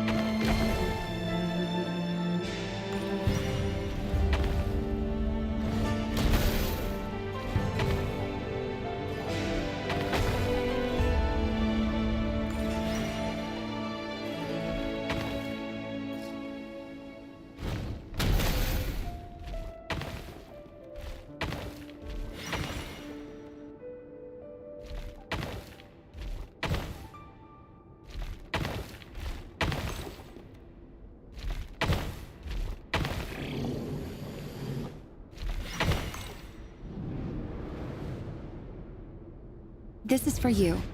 I heard you're gonna leave the city with your parents. The Lindis, did you hear about what happened? I've heard nothing. Rerir got back very late last Friday, and he was acting a little unusual, but he slept pretty well, so I'm guessing whatever he did was a good deed. You never saw him, and I don't know what he did. And this conversation never happened. You understand? What if he finds out that you pried into his secrets? Don't be silly. I don't know what secrets he does or doesn't have. All I know is he's just a normal guy who happens to run some errands for the king. Are you scared of him? I don't know.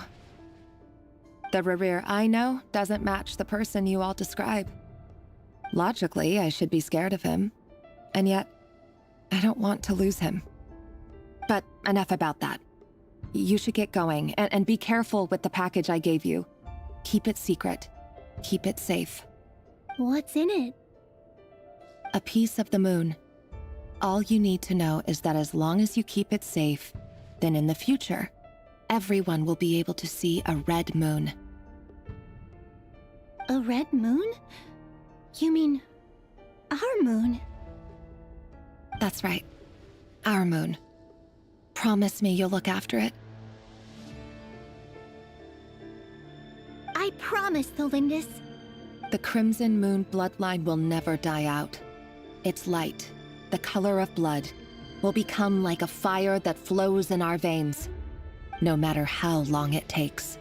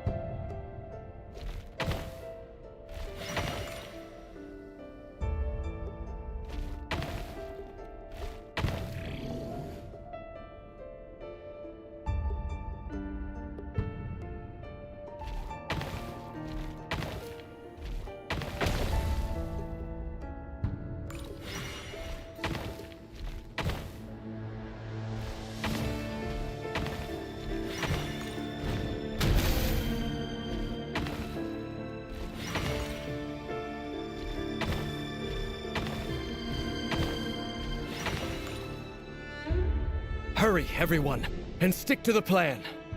Sir Dainsleif, what are you? Is this treason? You know what happens to those who betray the throne. Please, don't do this! It is the king himself who has betrayed the throne. He has betrayed all of Conria. If you have any love left for justice in your heart, you should join me. It's showtime. Dane and his group will handle the troops in the palace. Then Hraptatir and Rhindaughter will disarm the security measures. My job is to enter the prison and rescue Vedifalnir. Stay safe. Wish me luck. Look after my brother. Draw your blade. It is time for justice to prevail.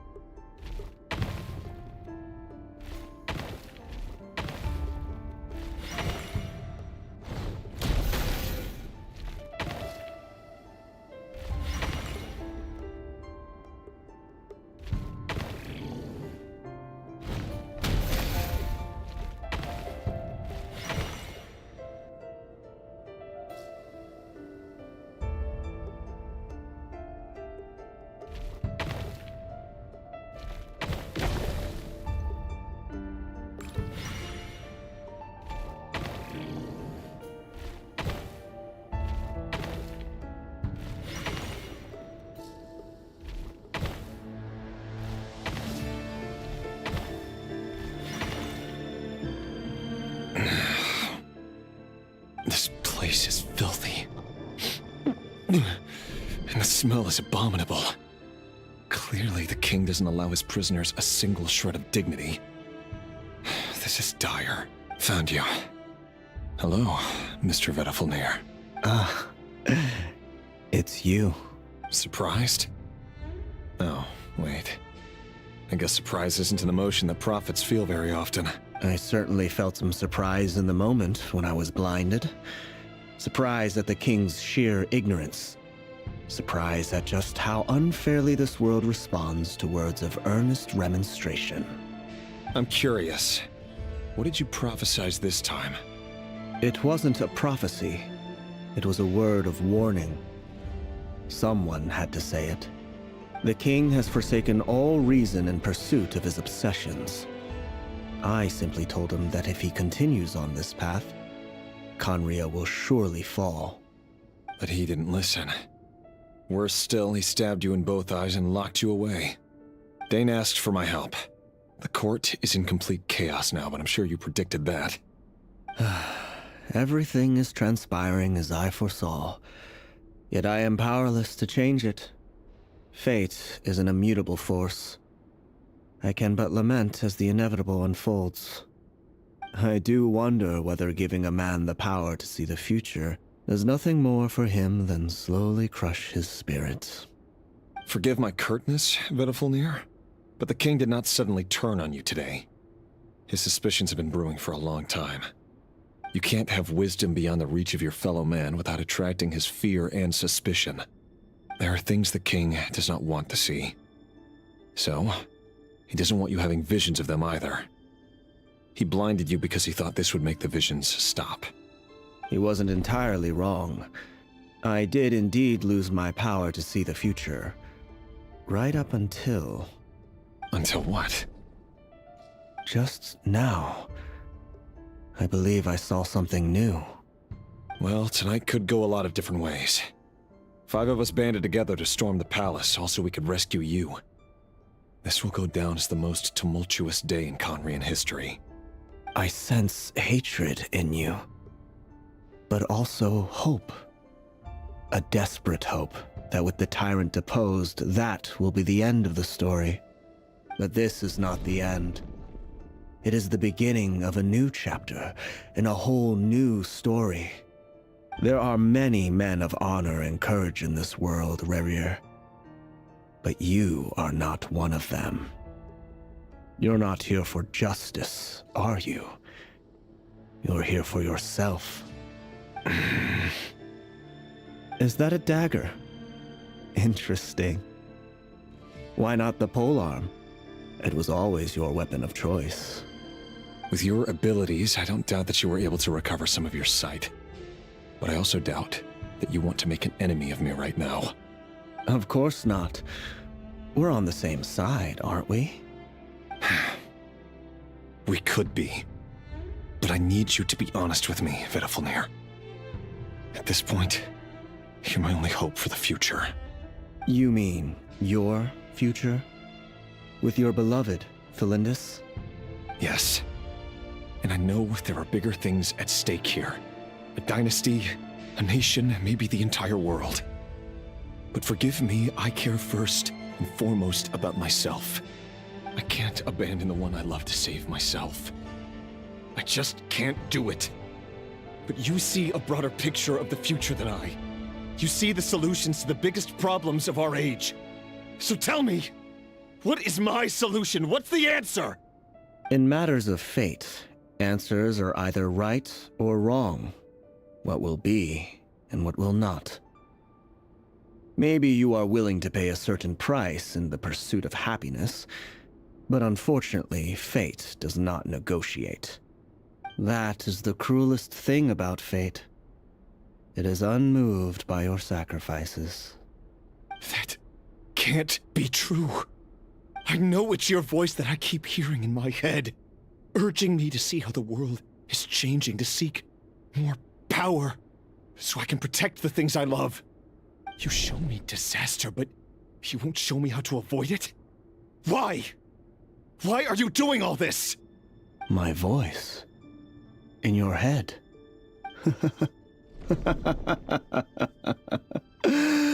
So, you hear it too. The voice that steals your mind, gains your trust, and drives you crazy. It turns out that we are not so different, you and I. Vedafilnir just broke into the strangest smile I've ever seen in my life, as if he'd discovered some monumental secret. But then he suddenly switched to looking extremely weary. Very well then. My advice to you is as follows. You must persevere. Whatever trials and tribulations you may face, be steadfast in the belief that they are your path to the future. For as long as you live, your story with Felindis shall not come to an end. That is the only chance you have of fighting back against fate. It is up to you whether you believe my words. Regardless, that is all I will say on the matter. I have no right to intervene any further. I will hold you to your word. Thank you for setting me free.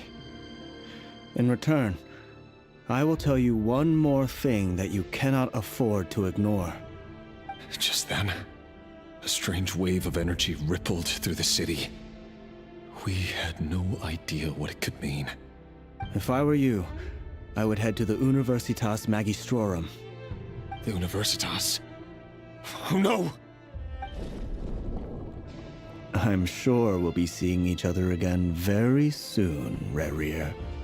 Whatever Vedafilnir said, I didn't catch it. I didn't even help him out of the prison. There was no time to lose.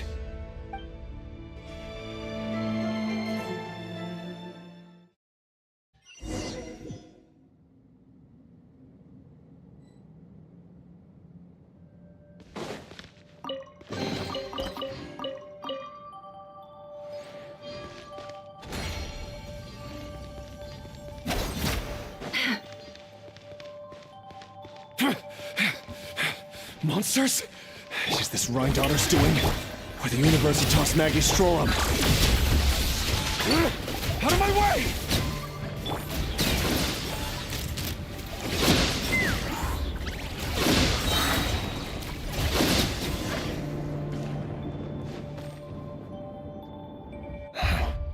The Universitas.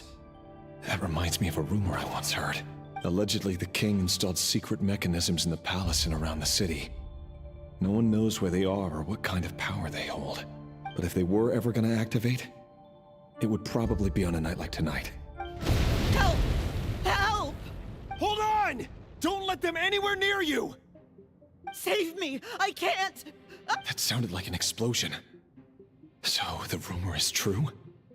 The king really went through with it. What other means does the king have at his disposal? They must run on power from the Abyss, and given it's a major center of Abyss research, anyone over at the Universitas will be in grave danger. I have to hurry! May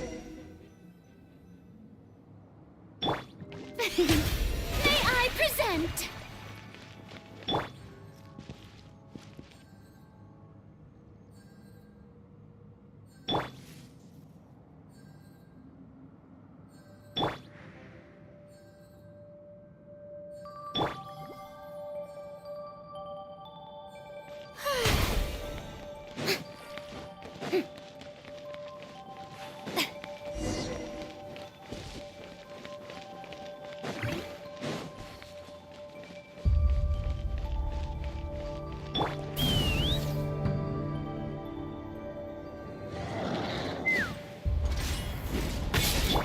Let the world collide! Everybody stand back! Let's lock! Defensive mode engaged. Preparing for dust up. Lockdown! Bullseye!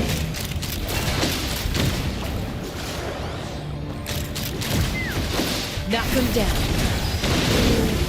Yoo-hoo! Insulation chamber. Teamwork is dreamwork! The deception ends here. It all adds up. It all falls into place. Time to shine! Strike a pose! Cleanup sequence initiated. Ultimatum protocol. Everybody stand back!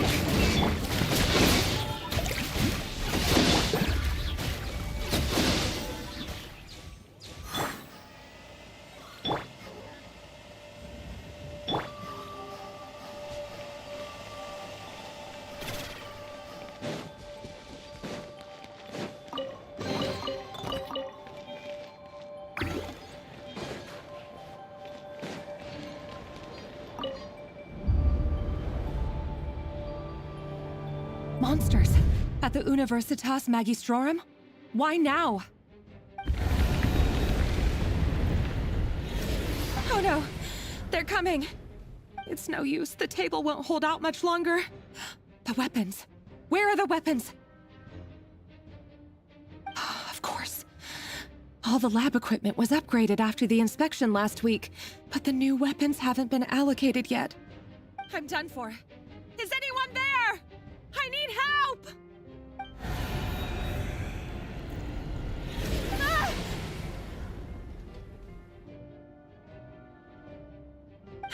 Stay back! Please stay back! Please!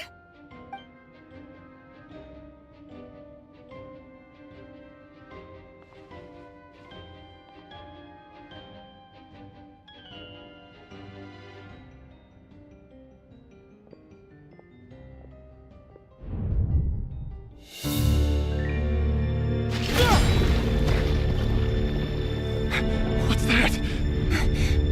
Rear. So the rumors about your work are true. What? No! Listen, something happened at the palace tonight. We have to leave! You don't need to lie to me anymore. What do you mean?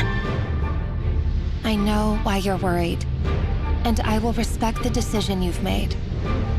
But it's okay, because I found a solution. I know how to end all this. You can have it back. the normal life you so desire. But until then, I'm afraid our wedding will have to wait. Celindus? No, don't do it! Celindus! Celindus!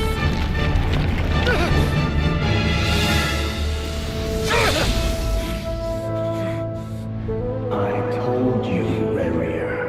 Let her go. You will find someone better. No! No, I won't do it! I have to save her! By what means exactly? A lowly pawn. You lack the power and the strength of will. Do you know a way? Tell me! Come to the palace. Join us.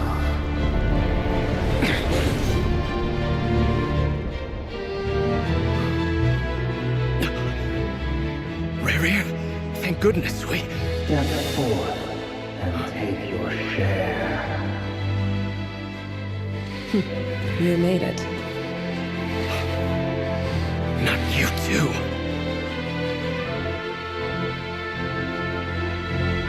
Hatred or grief, despair, desire. We all have our own.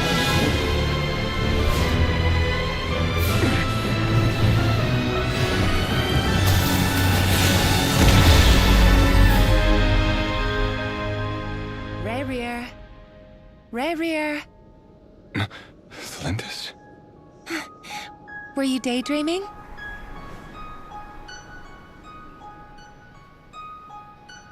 You still remember, Rarier?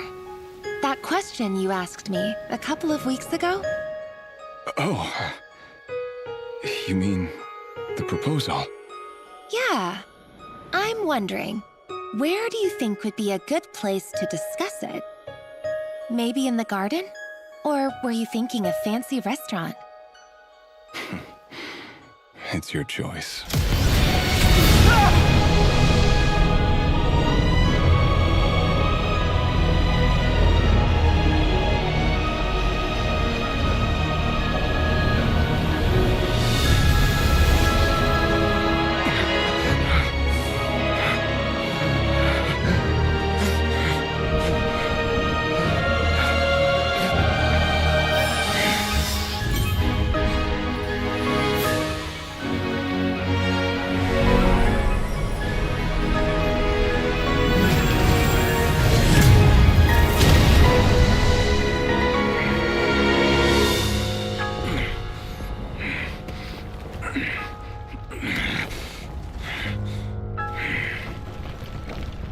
I will find you.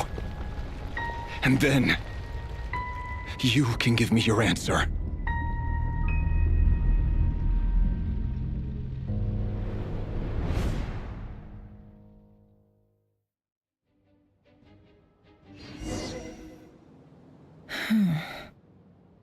So that's how the Raker of Solnari was born. A monster created by circumstance is a monster all the same. Viewing other people's thoughts for too long can get uncomfortable. Right now, I'm feeling a strong sense of loathing. In a nutshell, the story of Conria is what happens when the truth falls by the wayside.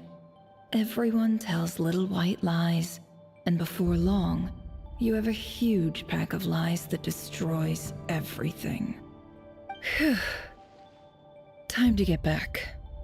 His past is filled with sorrow, but the tale of any fallen civilization is one of endless tragedy. Cruel as it may be, that was Conria's fate.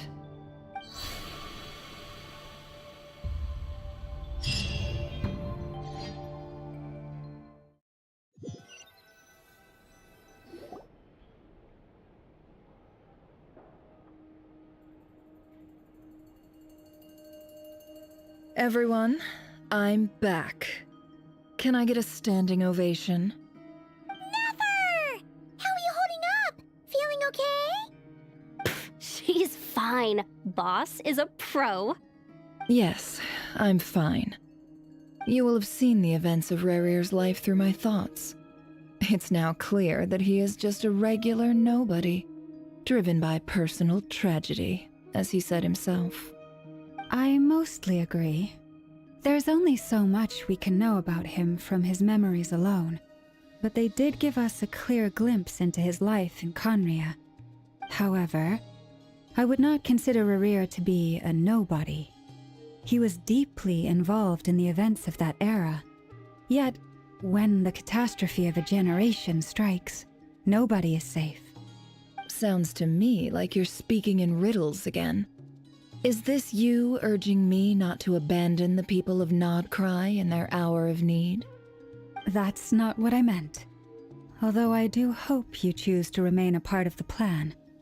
Without you, the mission ahead will be all but impossible. Then try to remember that I respond better to the carrot than the stick.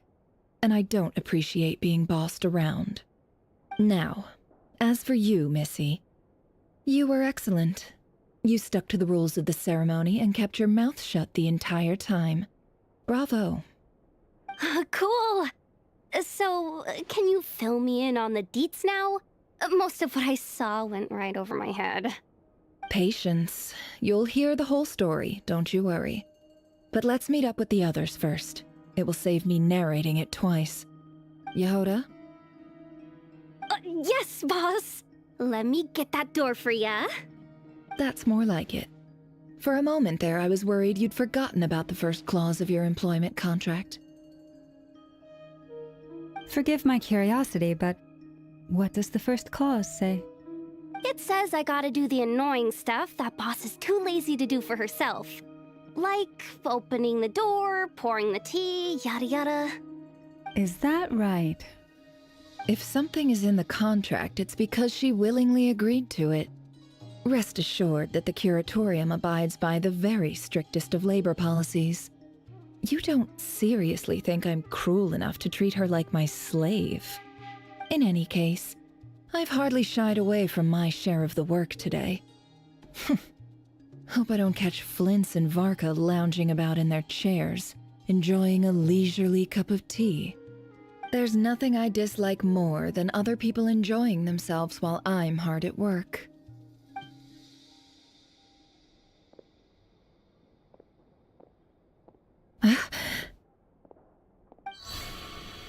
Oh no.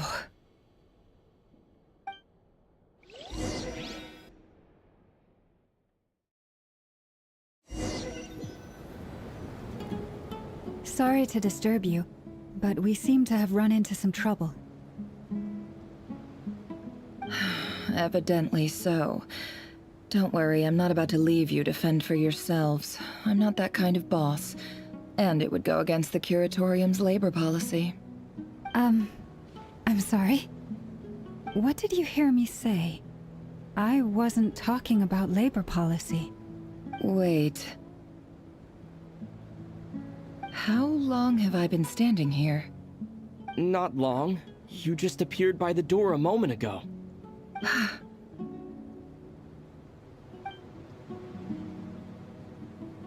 Boss, what's wrong? You look like you've seen a ghost. We've been tricked. We never left at all. Somehow I hallucinated that whole scene back inside the office. Hallucinated? But how? How indeed. This place should heed my will alone. All thoughts and actions that occur in here are just a result of pawns moving across the chessboard in a carefully calculated manner. And nobody has access to this chess set but me. So you control everything in here? More or less. But yes, it's a special technique of mine. Has anything like this ever happened before? Only once. It was the first time I used the chess set. Is there any similarity between what happened then and what's happening now? I suppose my thoughts are a little turbulent, which was also the case my first time. Is there anything I can do to help? The first clause of your contract clearly states that I only need your help with things that I'm too lazy to do myself.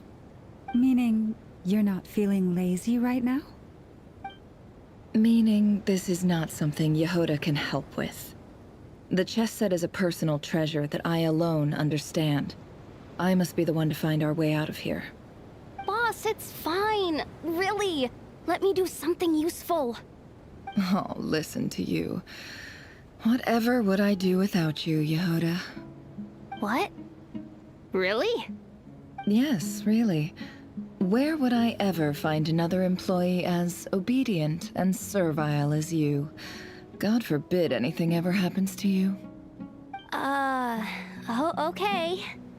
Well, anyway, I was thinking of fetching some water. There's gotta be a source around here somewhere. I suggest everyone finds someplace comfortable to take a rest. We gotta conserve our energy. Even though all this chess malarkey doesn't exist in a physical sense, mentally speaking, it's all real. And so is our tiredness and fatigue. You don't want to dismiss mental fatigue. Just because it isn't physical doesn't mean it's any less serious. But anyway, I got your backs, so don't worry about a thing. Don't I have the best employees? Jealous much? If we can find a suitable time, I'd love to borrow Yehoda for a day to help out at the Frost Moon Scions.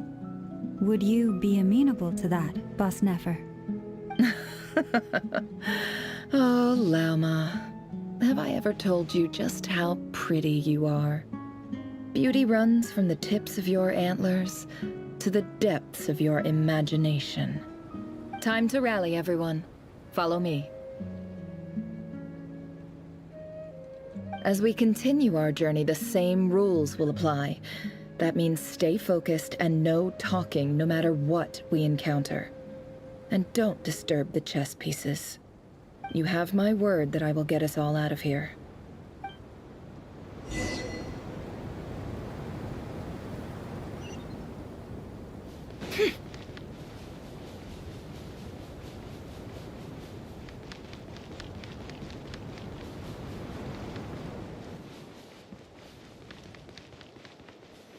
This place looks familiar.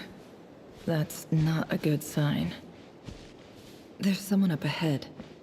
Time? I wasn't expecting visitors at this hour. Wait, is that? Oh, it's him. There you are! Sinue's been looking for you all day.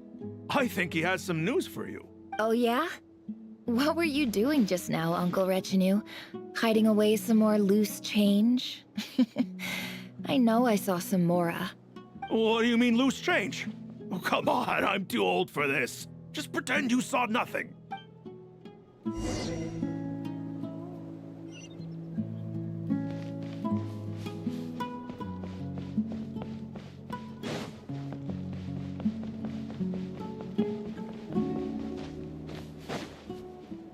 Hey, kid.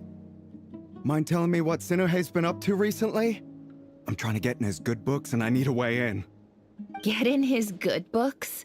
Why? What do you want with my dad, Uncle Apepi? I've written a new song. I was hoping to showcase it at the next festival, but I'll need his approval. A new song, huh?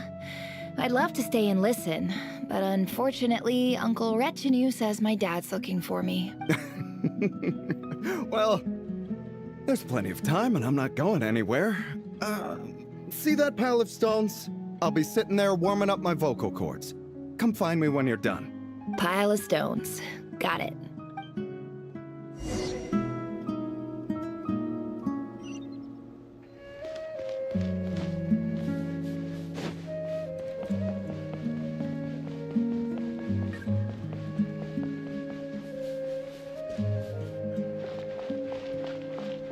Hi, Dad.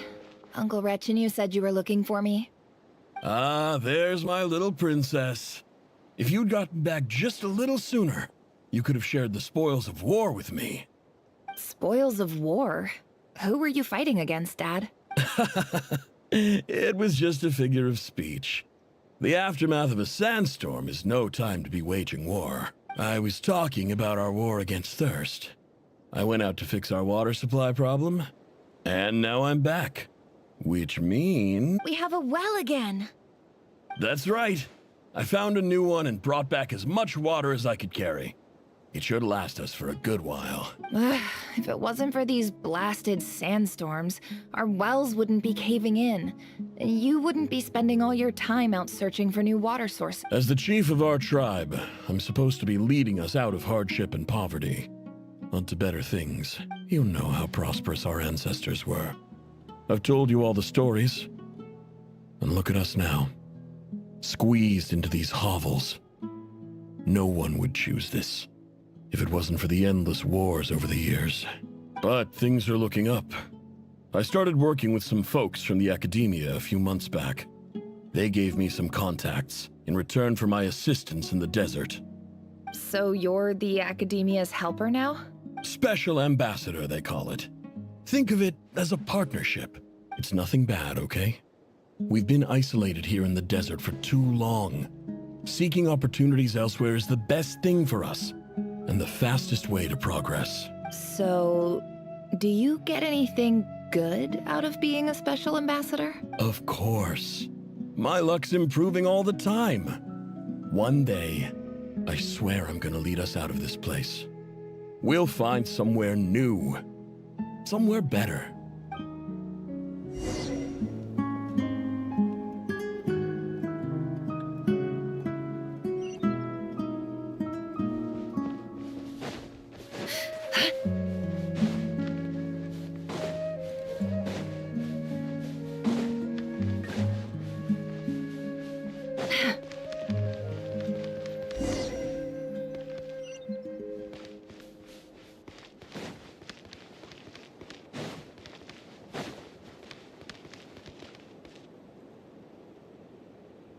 That's our well, and you know it. You stole from us. Well, you've gone from chief to thief, and now you have to face the consequences. Did you really think you could take our water without permission and get away with it? You're either brave, stupid, or both. And that Special Ambassador Act? Yeah, nice try. We spoke to the academia. They said it was all news to them. You're a liar and a cheat!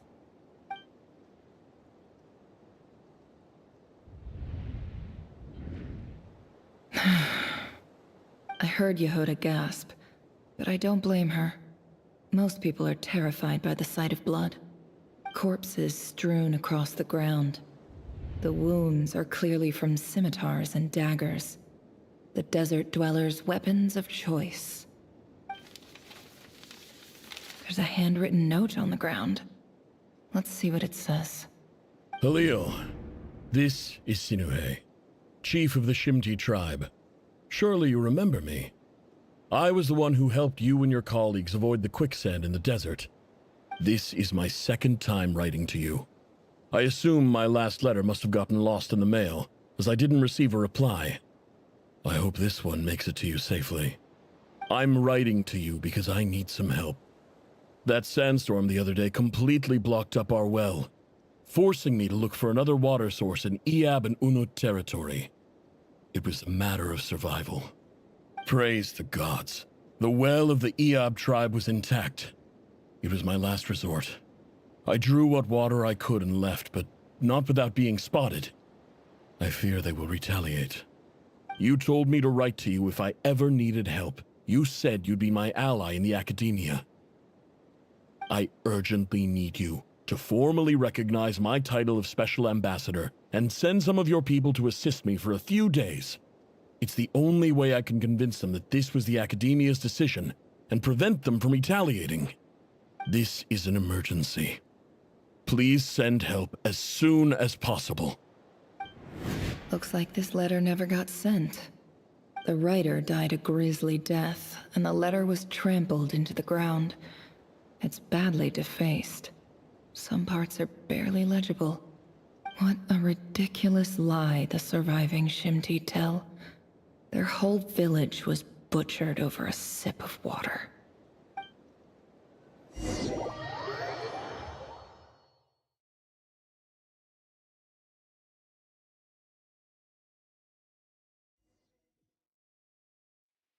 Ah, officer. Welcome. Welcome to our humble village. I thought you would at least have the courtesy to provide some respectable libations. This is the finest wine our village has to offer. I promise.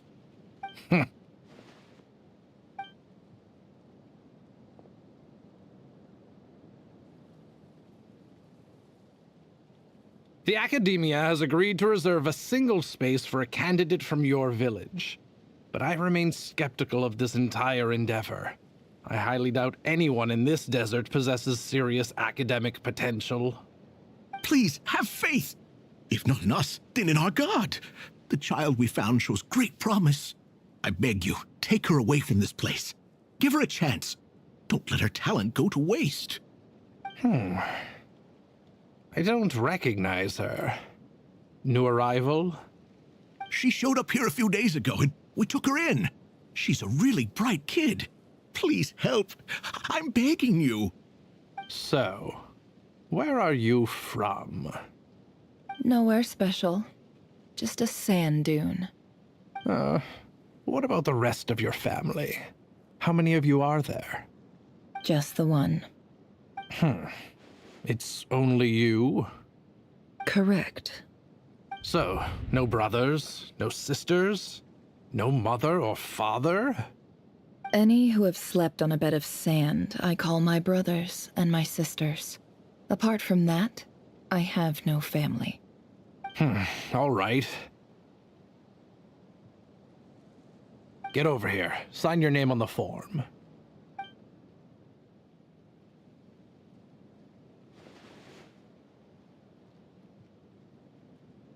Never? You're rather fair-skinned for a desert dweller.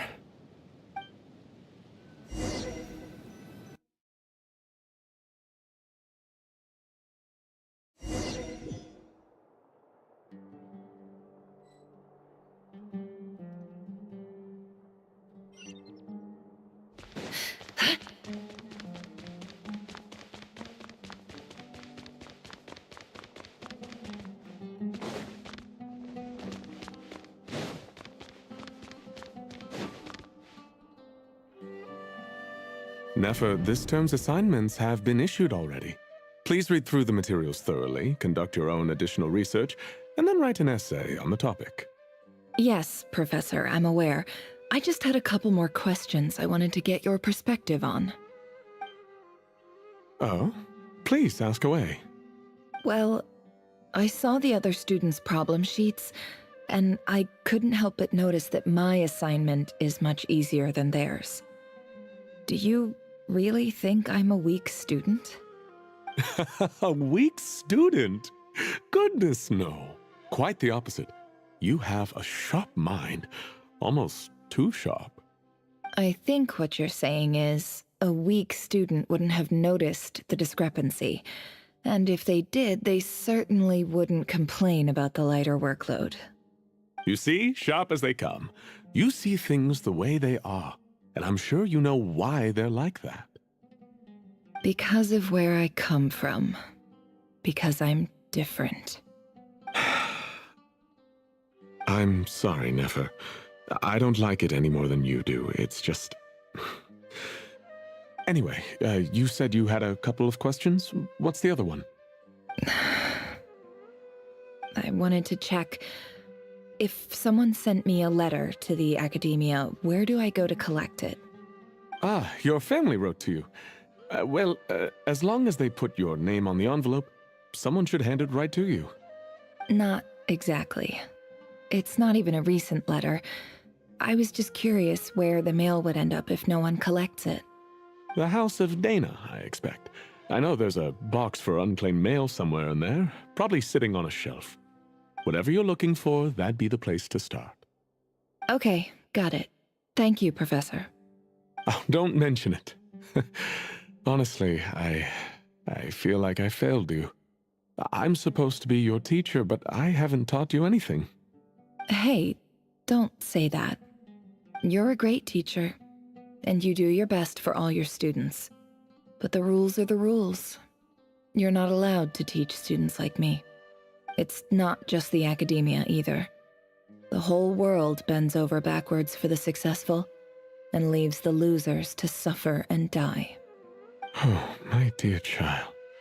Don't tell me you've given up on life already. I haven't. I just think that if you want to make it in this world, you have to find a way to become successful.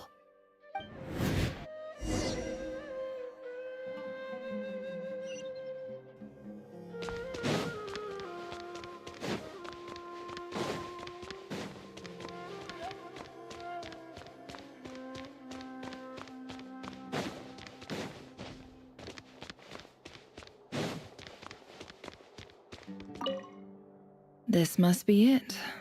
A big cardboard box full of unclaimed mail. And probably some letters that ended up here by mistake, too. Let's take a look.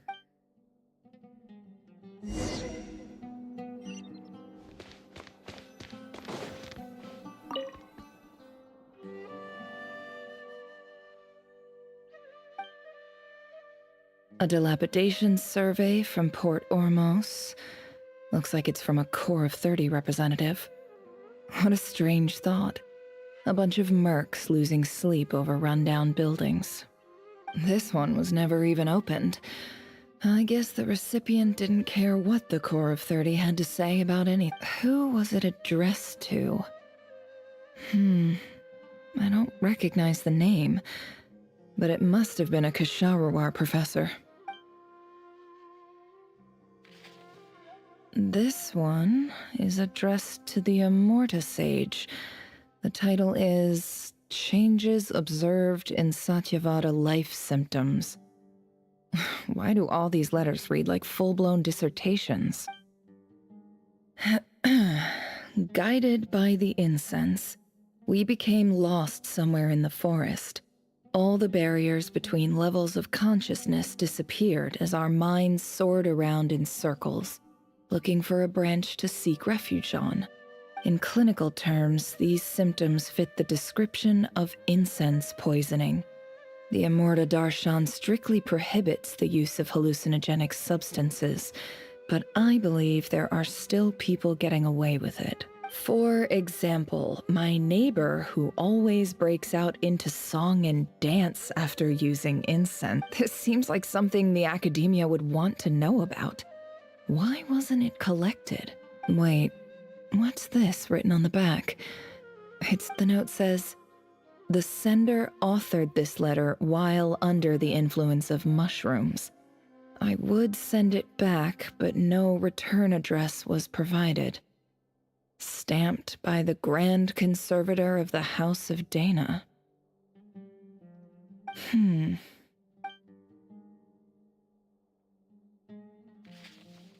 This next one is addressed to Grand Sage Azar. A few words of protest regarding recent changes in Sumeru's educational policy. In recent years, the academia has taken on a small number of students from the desert region, as per the policy to this effect. However, it appears to me that these students have not, in fact, been provided with educational opportunities that are, in any meaningful sense, equal to those enjoyed by their peers. As well as receiving dumbed-down assignments and perfunctory tutoring, they do not even have full access to the Akasha system. Education is the fundamental purpose of this institution, which should go without saying in a nation whose founding virtues are knowledge and wisdom. I ask you, is the lip service we pay to the policy of education for desert students truly the standard of pedagogy to which the academia aspires? As Grand Sage, policy decisions are your prerogative.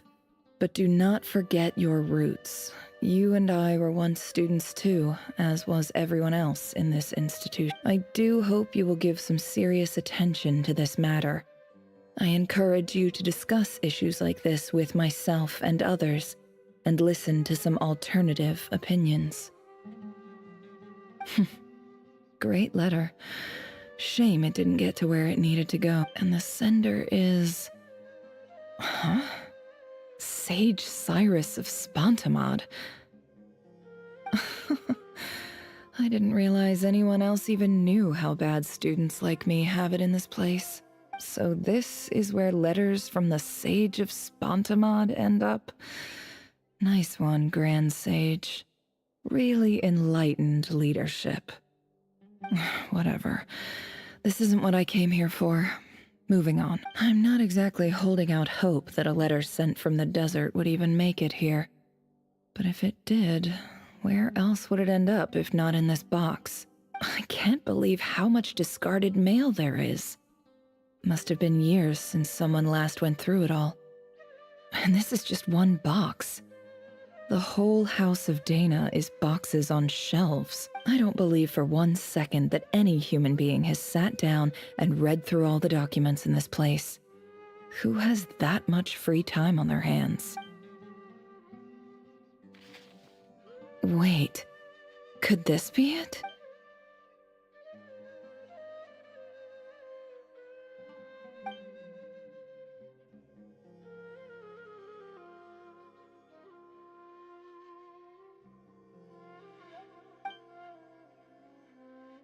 Greetings, Halil. My name is Sinuhe, chief of the Shimti tribe. I was the one who came to you and your colleague's aid when you ran into trouble in the Great Red Sand. I don't know how well you remember it now, but I brought you to safety and gave you some water and other supplies. You seemed very pleased and told me your name. In my tribe, learning a person's true name is serious business, and I therefore see you all as friends. You were kind enough to leave your contact details, so we could stay in touch. The Shimti tribe lives a harsh, nomadic existence in the desert. You were sympathetic towards my plight, promising to make me a special ambassador of the academia and help us find a way to make a better living. This brings me to my reason for writing.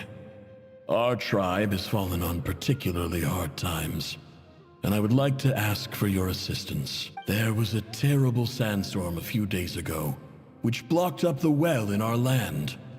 To ensure my people's survival, I had no choice but to venture into Iyab and Unut territory in search of an alternate water source. The Iyab and Unut are descended from the Thamudians, while we trace our ancestry to Tulatala. We worship the Lord of Flowers and have had relatively good relations with our fellow tribes up until now. I found a well belonging to the Iyab tribe. They declined to help us, but I really had no other option, so I took some water to keep me and my tribe alive. My actions are certain to incur their wrath. When we met, you assured me that you would be my ally in the academia. I would like to take you up on that offer, because I really need your help. I wonder if you could send an academia representative to meet with me. That aside, the last time you were here, you mentioned that the academia had started accepting students from the desert, and I told you a little about my daughter, Nefer. We have next to no resources here in the desert, and my power and influence are limited. Would you consider enrolling my daughter at the academia?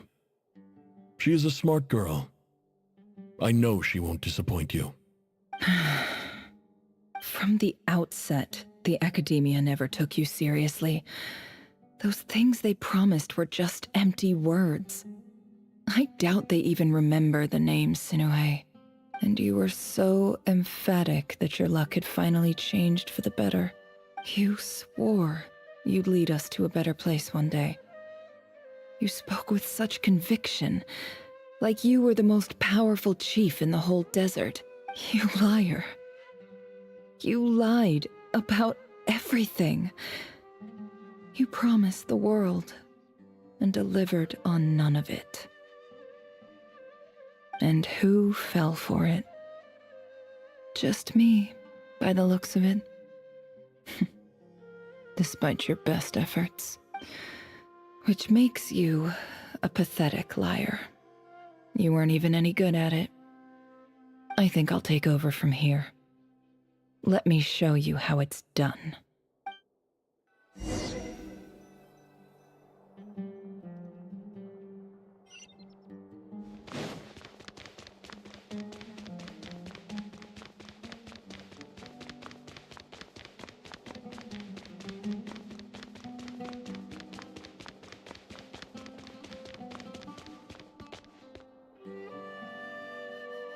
I just came to say goodbye.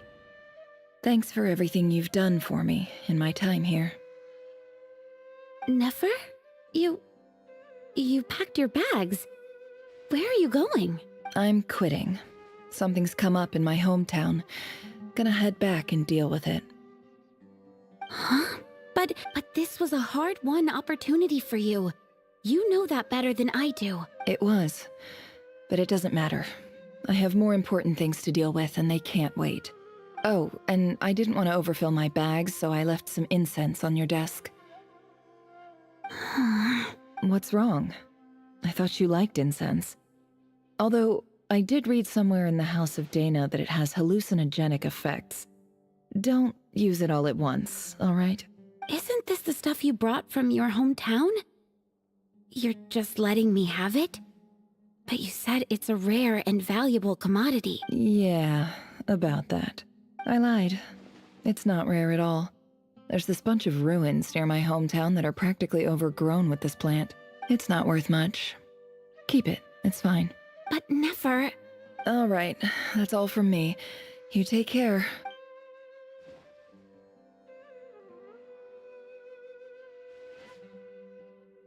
Don't forget me, okay? I mean, we're more than just classmates, right?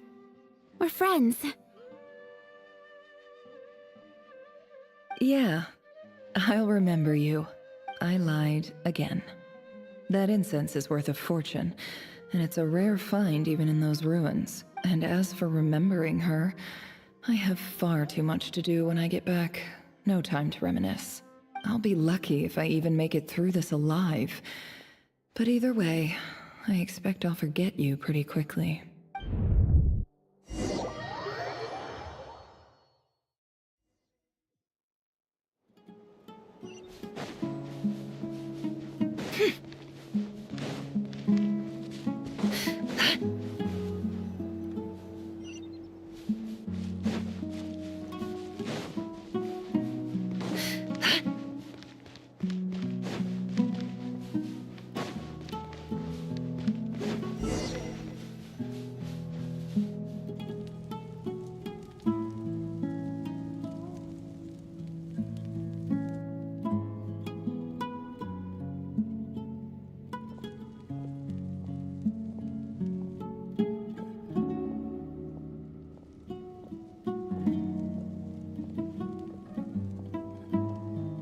It's a pleasure to meet you, Mr. Arif. So, what does the Academia want? Since they've sent their special ambassador, I assume there's a big business deal to be made. If not, I'd be very disappointed. Please, sir, lower your blade. You're lucky I'm the one they sent. Not all special ambassadors share my admiration for the Eab people.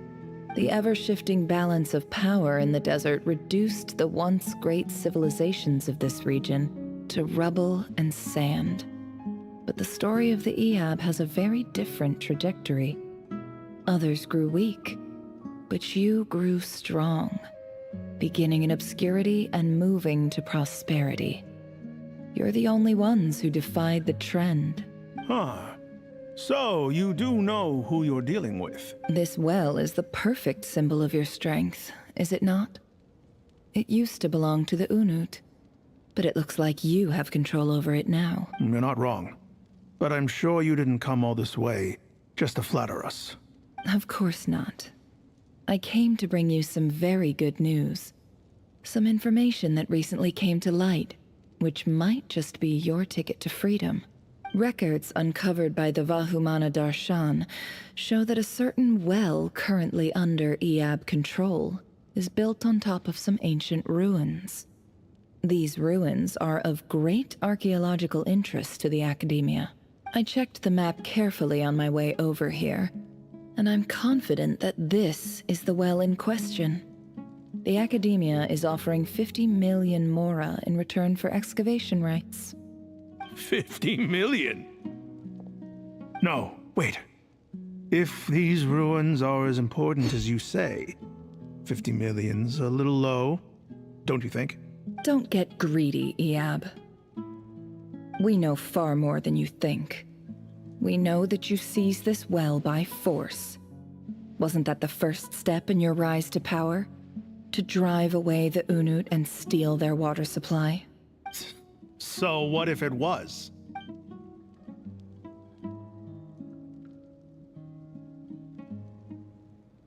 Don't worry.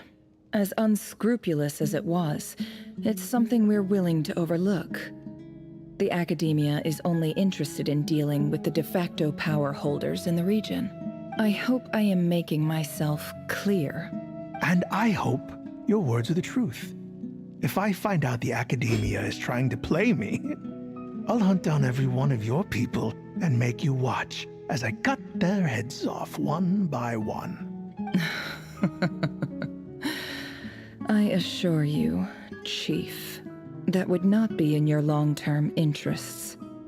You don't want to make an enemy of the Academia.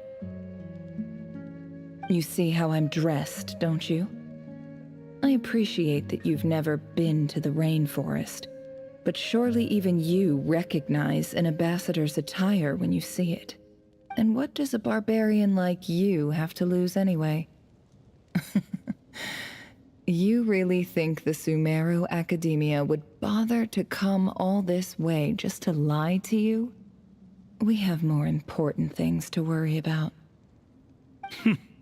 All right, I take your point. The Academia is the highest authority in the land. I'm sure you're trustworthy people. In that case, we have a deal. We will sell you the excavation rights. I'd like to thank you, Ambassador. This is good news indeed. Excellent news. In fact, it calls for a celebration. Would you do us the honor of staying a while and enjoying some Eab hospitality? Gladly. I am partial to wine myself, and I trust you are as well. So let's indulge in a few drinks together, in celebration of this momentous occasion.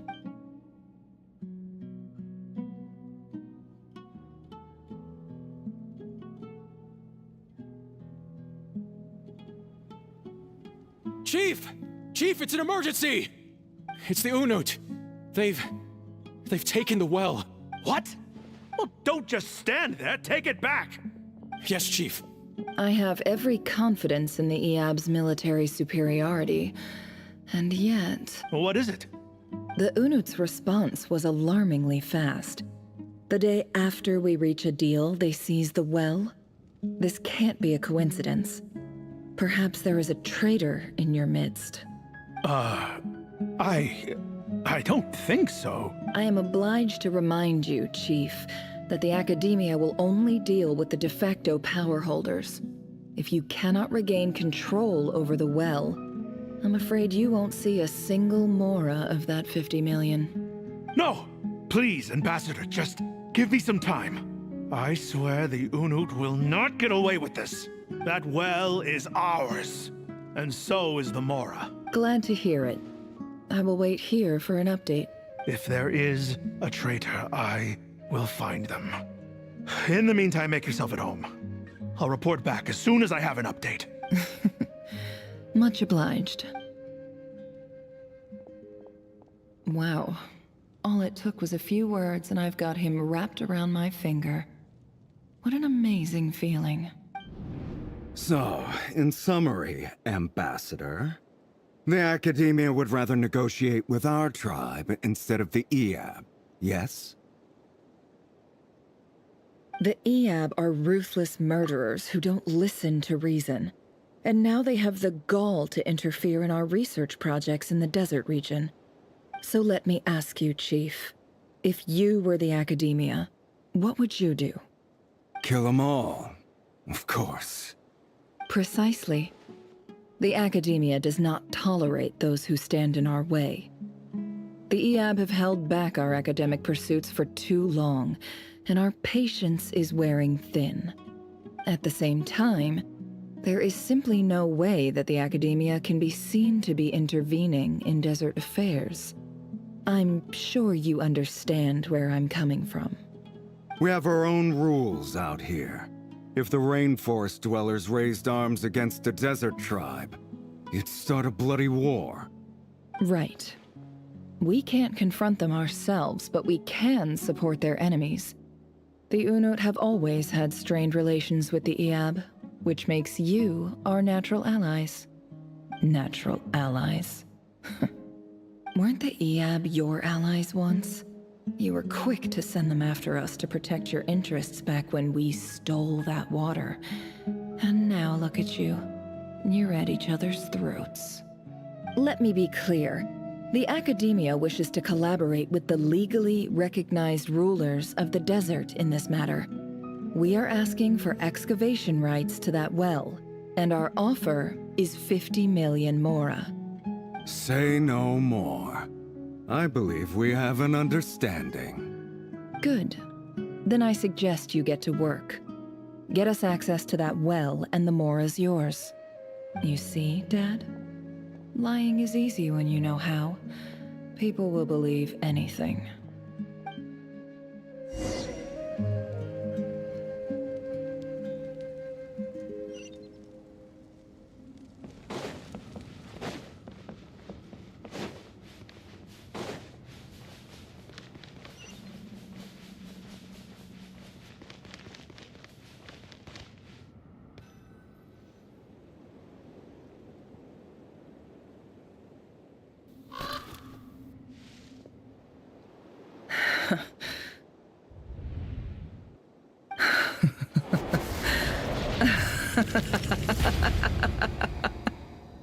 Look at yourselves. You may be vile, savage monsters, but your butchered bodies bleed like any others. You're no different. You're nothing special at all. The monsters who destroyed my home, they're just ordinary, petty human beings.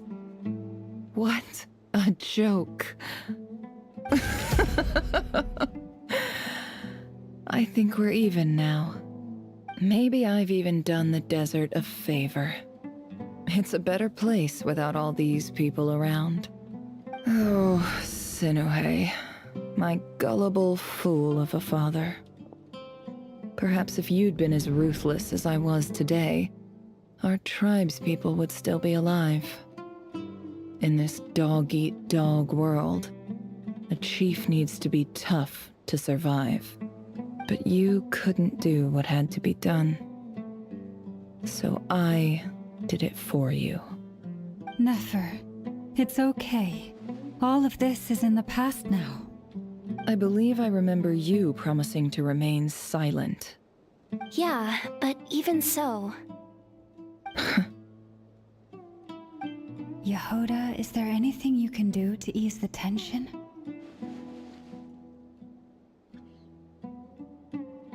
Alright, time for a sharp turn onto a completely different topic. So, anyway, that's enough of that. When are we getting out of this place? Feels like we've been walking forever. I'm getting pretty tired. Oh, Lauma, you tired? Yes. If we can find somewhere to sit down, I could certainly do with a rest. It's not far now. There should be a temple just up ahead. Yes. Really? A temple? That's where this story ends? I guess that's how things go in the desert. Desert dwellers can never escape their destiny. Or so everyone says. I never wanted to believe it, but looking back now, I'm as desert as they come. You mentioned a temple. What's waiting for us there? My biggest trade secret of all. Ah. Then I'm guessing it's where you got your power from. The power to peer into other people's minds. I didn't know you were clued up on any other religions. I'm no expert in the history of Sumeru, but since you come from the desert, I would imagine it has something to do with King Deshret.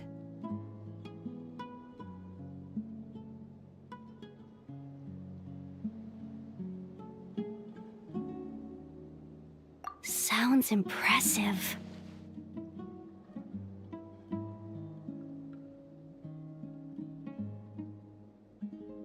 Ah, I know who you mean.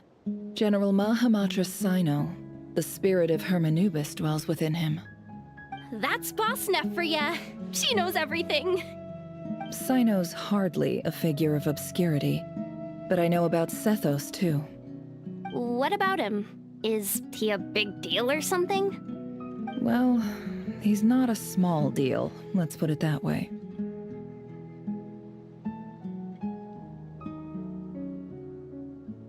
Please, this is the bare-bone basics. Save the flattery. Thanks for your patience, everyone. I'm sure it's been a lot to take in. With any luck, that's our exit just up ahead.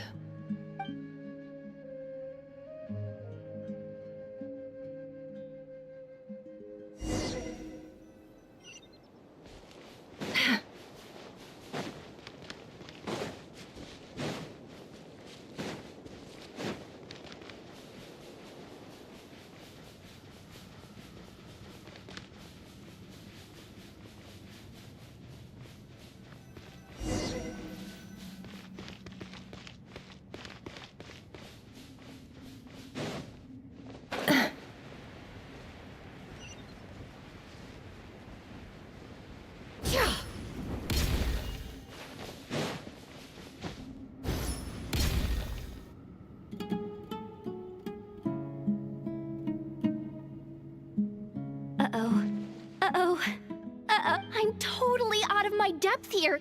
I don't have anything to add about any of this stuff. Like, look at that statue, for instance. I want to do the whole name-dropping, this girl knows her stuff thing too, but I've never seen anything like it before. A statue with the head of a bird. That's Thoth, the Ibis King, one of the 7 pillars of King Deshret. The legends say that he, the Crocodile King, and the Goat King were the 3 retainers of King Deshret. Let's take a look.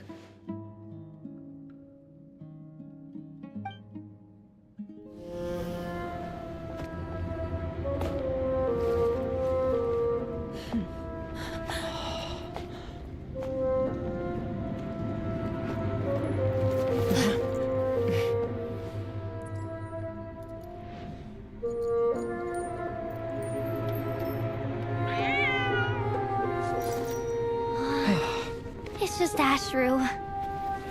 So, all is well?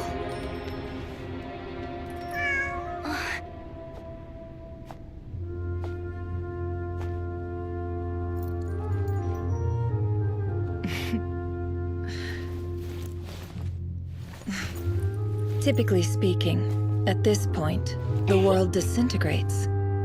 Then we find ourselves back in the outside world. Besides, these are my memories. There's nothing to fear.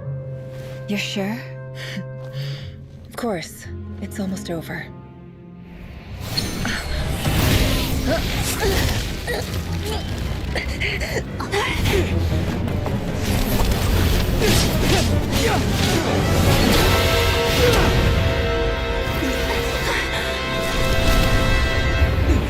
Never! Hey! Hold on!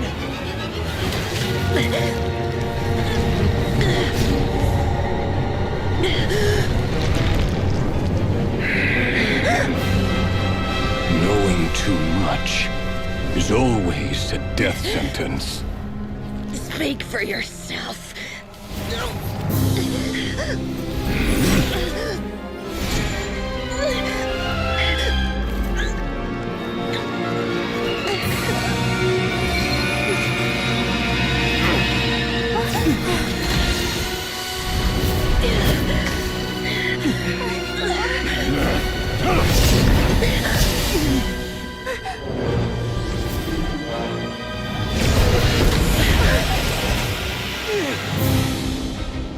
How repulsive.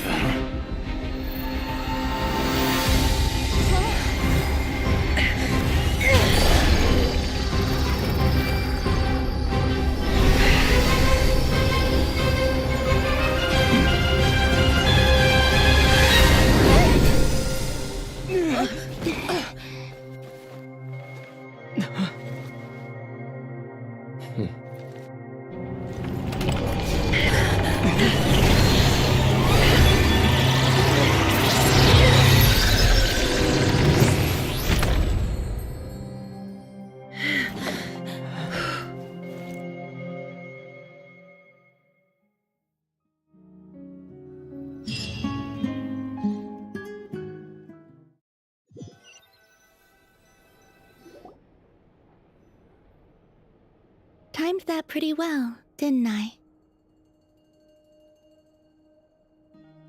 It's okay. I'm just glad no one was hurt. Paimon noticed you doing something too, Dainsleif. Were you helping get them out? Of course. When I asked Nefer to conduct this investigation, I was not naive to the dangers involved. I had a duty to ensure your safety. Good to know your sense of justice is still intact after all these years. I take that to mean that you saw the truth. That comes as a great relief. I certainly did. And thanks to your help, I also managed to trap Rerir inside the chess set. Whoa, really? How'd you manage that? Well, to be honest, I sensed that something was wrong long before we made it to the temple. By using this fragment to probe into Rerir's past, well, the monster formerly known as Rerir. It seems I alerted him. I was tracking him, then he caught on and started tracking me too. Can't say I'm surprised. But how did he track you through your thoughts alone? That shouldn't be possible. Rerir was a secret agent who reported directly to the Vinster King. He is an expert at finding a trail and hunting down his pursuers. No wonder. He infiltrated the chess set, read my thoughts, and built a new virtual chess set inside of it. That's why we weren't able to leave at first. Speaking of your chess set, it's quite a remarkable item. Would I be right in thinking you have some connection to King Deshret? You overestimate me. I only have a connection with one of his underlings, the Ibis King. You all saw how this came to be. A long time ago, the Eab massacred my tribe, the Shimti, in our home village. A few years later, I enrolled in the academia, where some new information came to light. The Unut and the Eab fought a bitter battle over the rights to a well, all for the sake of a non-existent 50 million mora. The Eab ultimately won that confrontation, but their victory came at the cost of almost every warrior in the tribe. The final blow to the Eab came at the victory feast, when an Unut assassin beheaded their chief right before my eyes. The remaining Eab fled and have been scattered to the winds ever since. Having gotten my revenge, I returned to my hometown, where to my surprise, the nearby temple was still standing. There it was, seemingly immune to the relentless hostility of the desert, while my tribal home lay in ruins. As I stood there gazing at the temple, I noticed a cat just outside. This cat, as it turned out, was home to the spirit of the Ibis King. He led me to a gate deep inside the temple, and there he made a deal with me. This chess set is my gift from the Ibis King. The chessboard within is made to the same specifications as the one in the mausoleum of King Deshret, and represents his power of piercing analysis. With this chessboard in its container, I gained a certain ability to perceive hidden secrets. Now, you could conclude that the Ibis King simply wanted to give the people of this world the power to seek the truth, but I don't believe that's the full story. Every god plays favorites. Their hearts are as fickle as any human's, full of secrets, perversions, egotistical tendencies. But precious few gods are willing to admit this. It is the same with all powerful forces, including fate itself. Their gaze falls preferentially upon a select few. As you rightly point out, this is an act of favoritism. If you're alluding to the Abyss, then yes, I agree. Gather the others. It's time to share everything I've learned.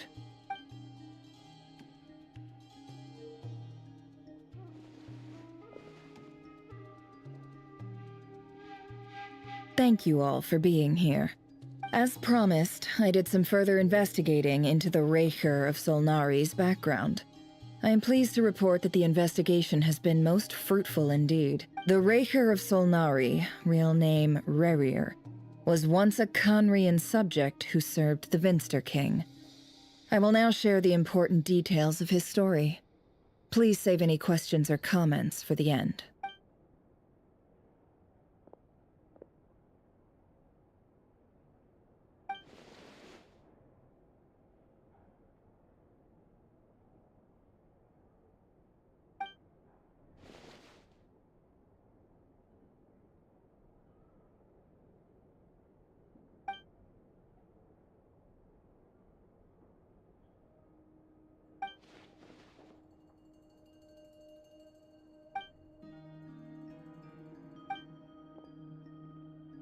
So that's why he's so obsessed with the moon. A tragic tale, to be sure. But it does not excuse his many transgressions.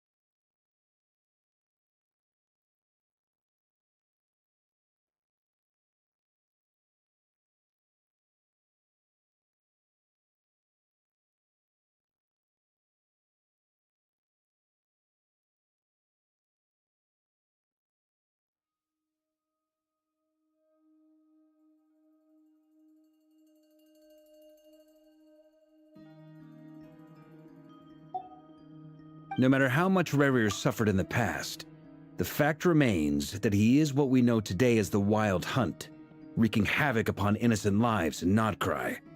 He becomes more dangerous with each passing day. If left unchecked, it is simply a matter of time before all of Teyvat suffers the consequences. This is a threat that the Knights of Favonius cannot ignore. A question for Miss Columbina. Forgive me if this is presumptuous, but have you ever seen the spatial gateway that appeared in Rerir's memory? Never.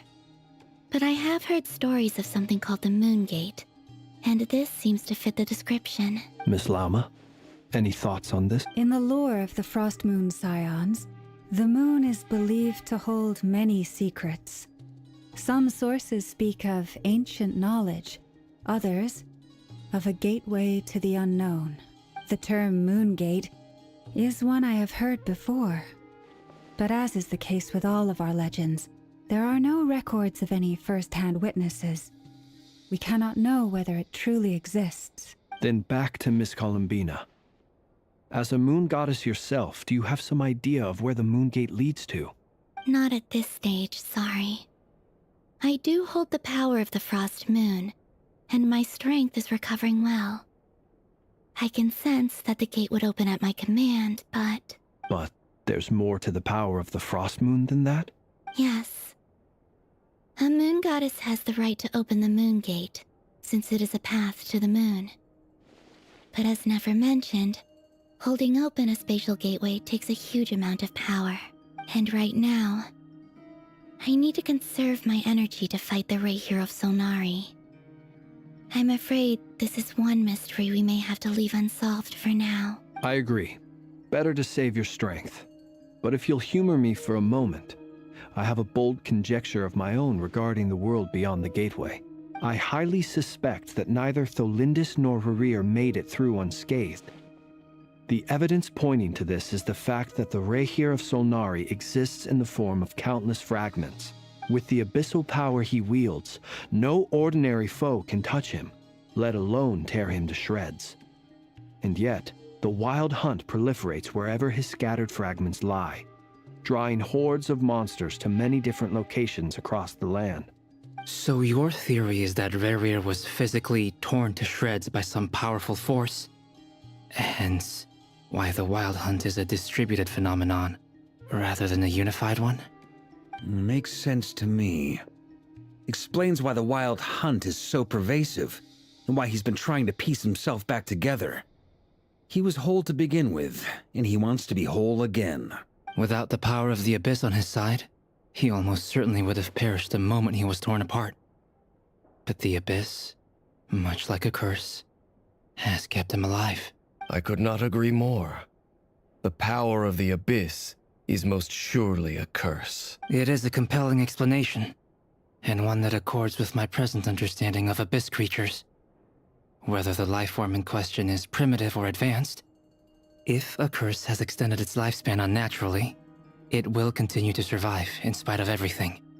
This raises some interesting questions.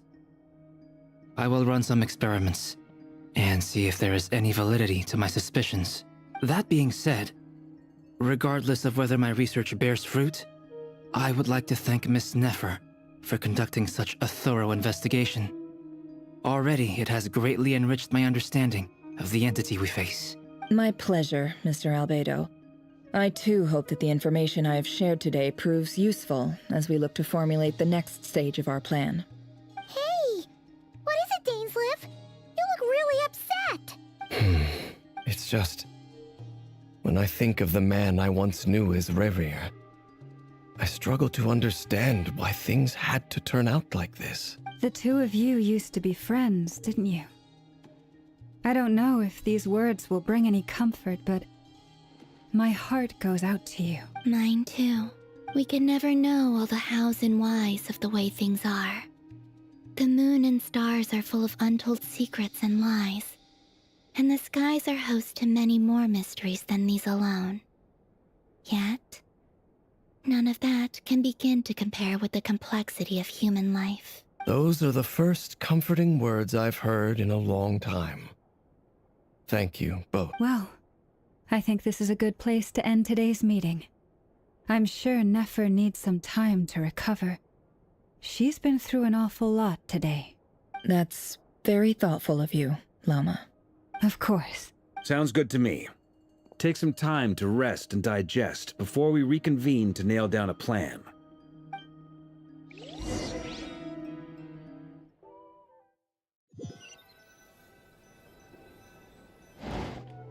Hey, is this a bad time? Hope I didn't kill the conversation. No need. Come on, let's talk outside.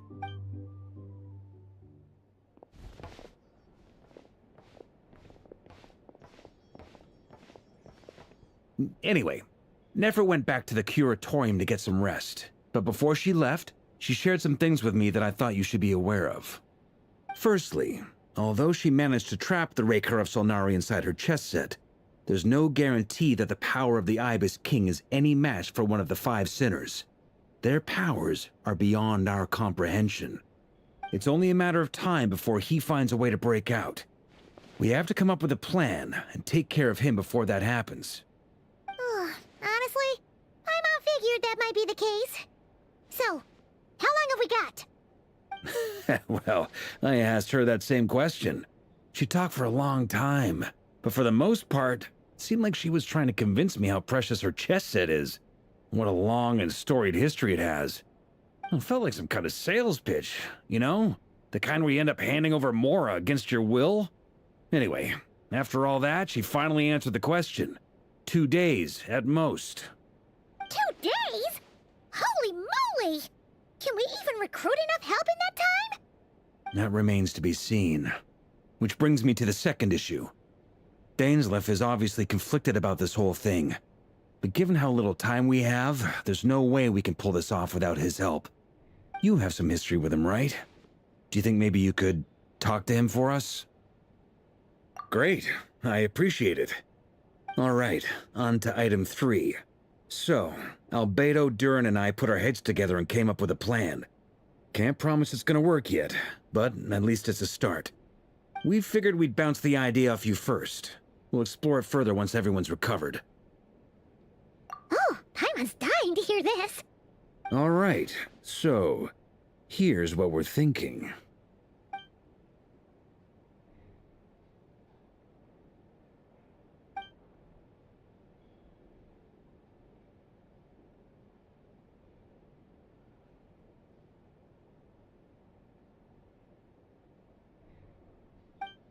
We felt a little uneasy about roping you into this. I mean, firstly, you're not locals, and secondly, none of us are your boss. You're well within your rights to refuse if you so choose. Roping us in? Why would you even say that? We know the stakes here. It's all of us against the Rayher of Solnari, or none of us stand a chance. I choose my words very intentionally, I'll have you know. I like to think there's an art to striking a down-to-earth tone even when the stakes are through the roof.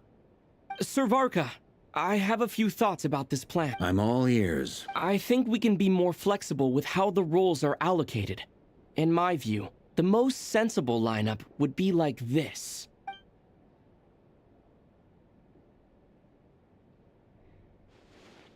I see your point, yeah. But if that's how we're going to approach this, you'd better make sure you're ready. To be clear, I don't doubt your abilities. Far from it. I just want to make sure. Are you really willing to take all this on? I want to do everything within my power. The Rayher of Solnari is a truly fearsome opponent, and if I do my part, it'll greatly reduce the risk for everyone else involved. Well, that tracks with what I've heard. Jean's mentioned in her letters that you're so diligent it's almost abnormal. As in, most people weigh up the risks and rewards in situations like this. But you seem to just march towards danger without a moment's hesitation. Of course, everyone appreciates a fearless pioneer. But all that aside, I'm the Grand Master of the Knights of Favonius, and you're our honorary knight. I want to make sure your courage doesn't come at the expense of your safety. Thank you, Sir Vark. I should be the one thanking you. It means a lot to have you on board. I'll give some serious thought to your suggestions.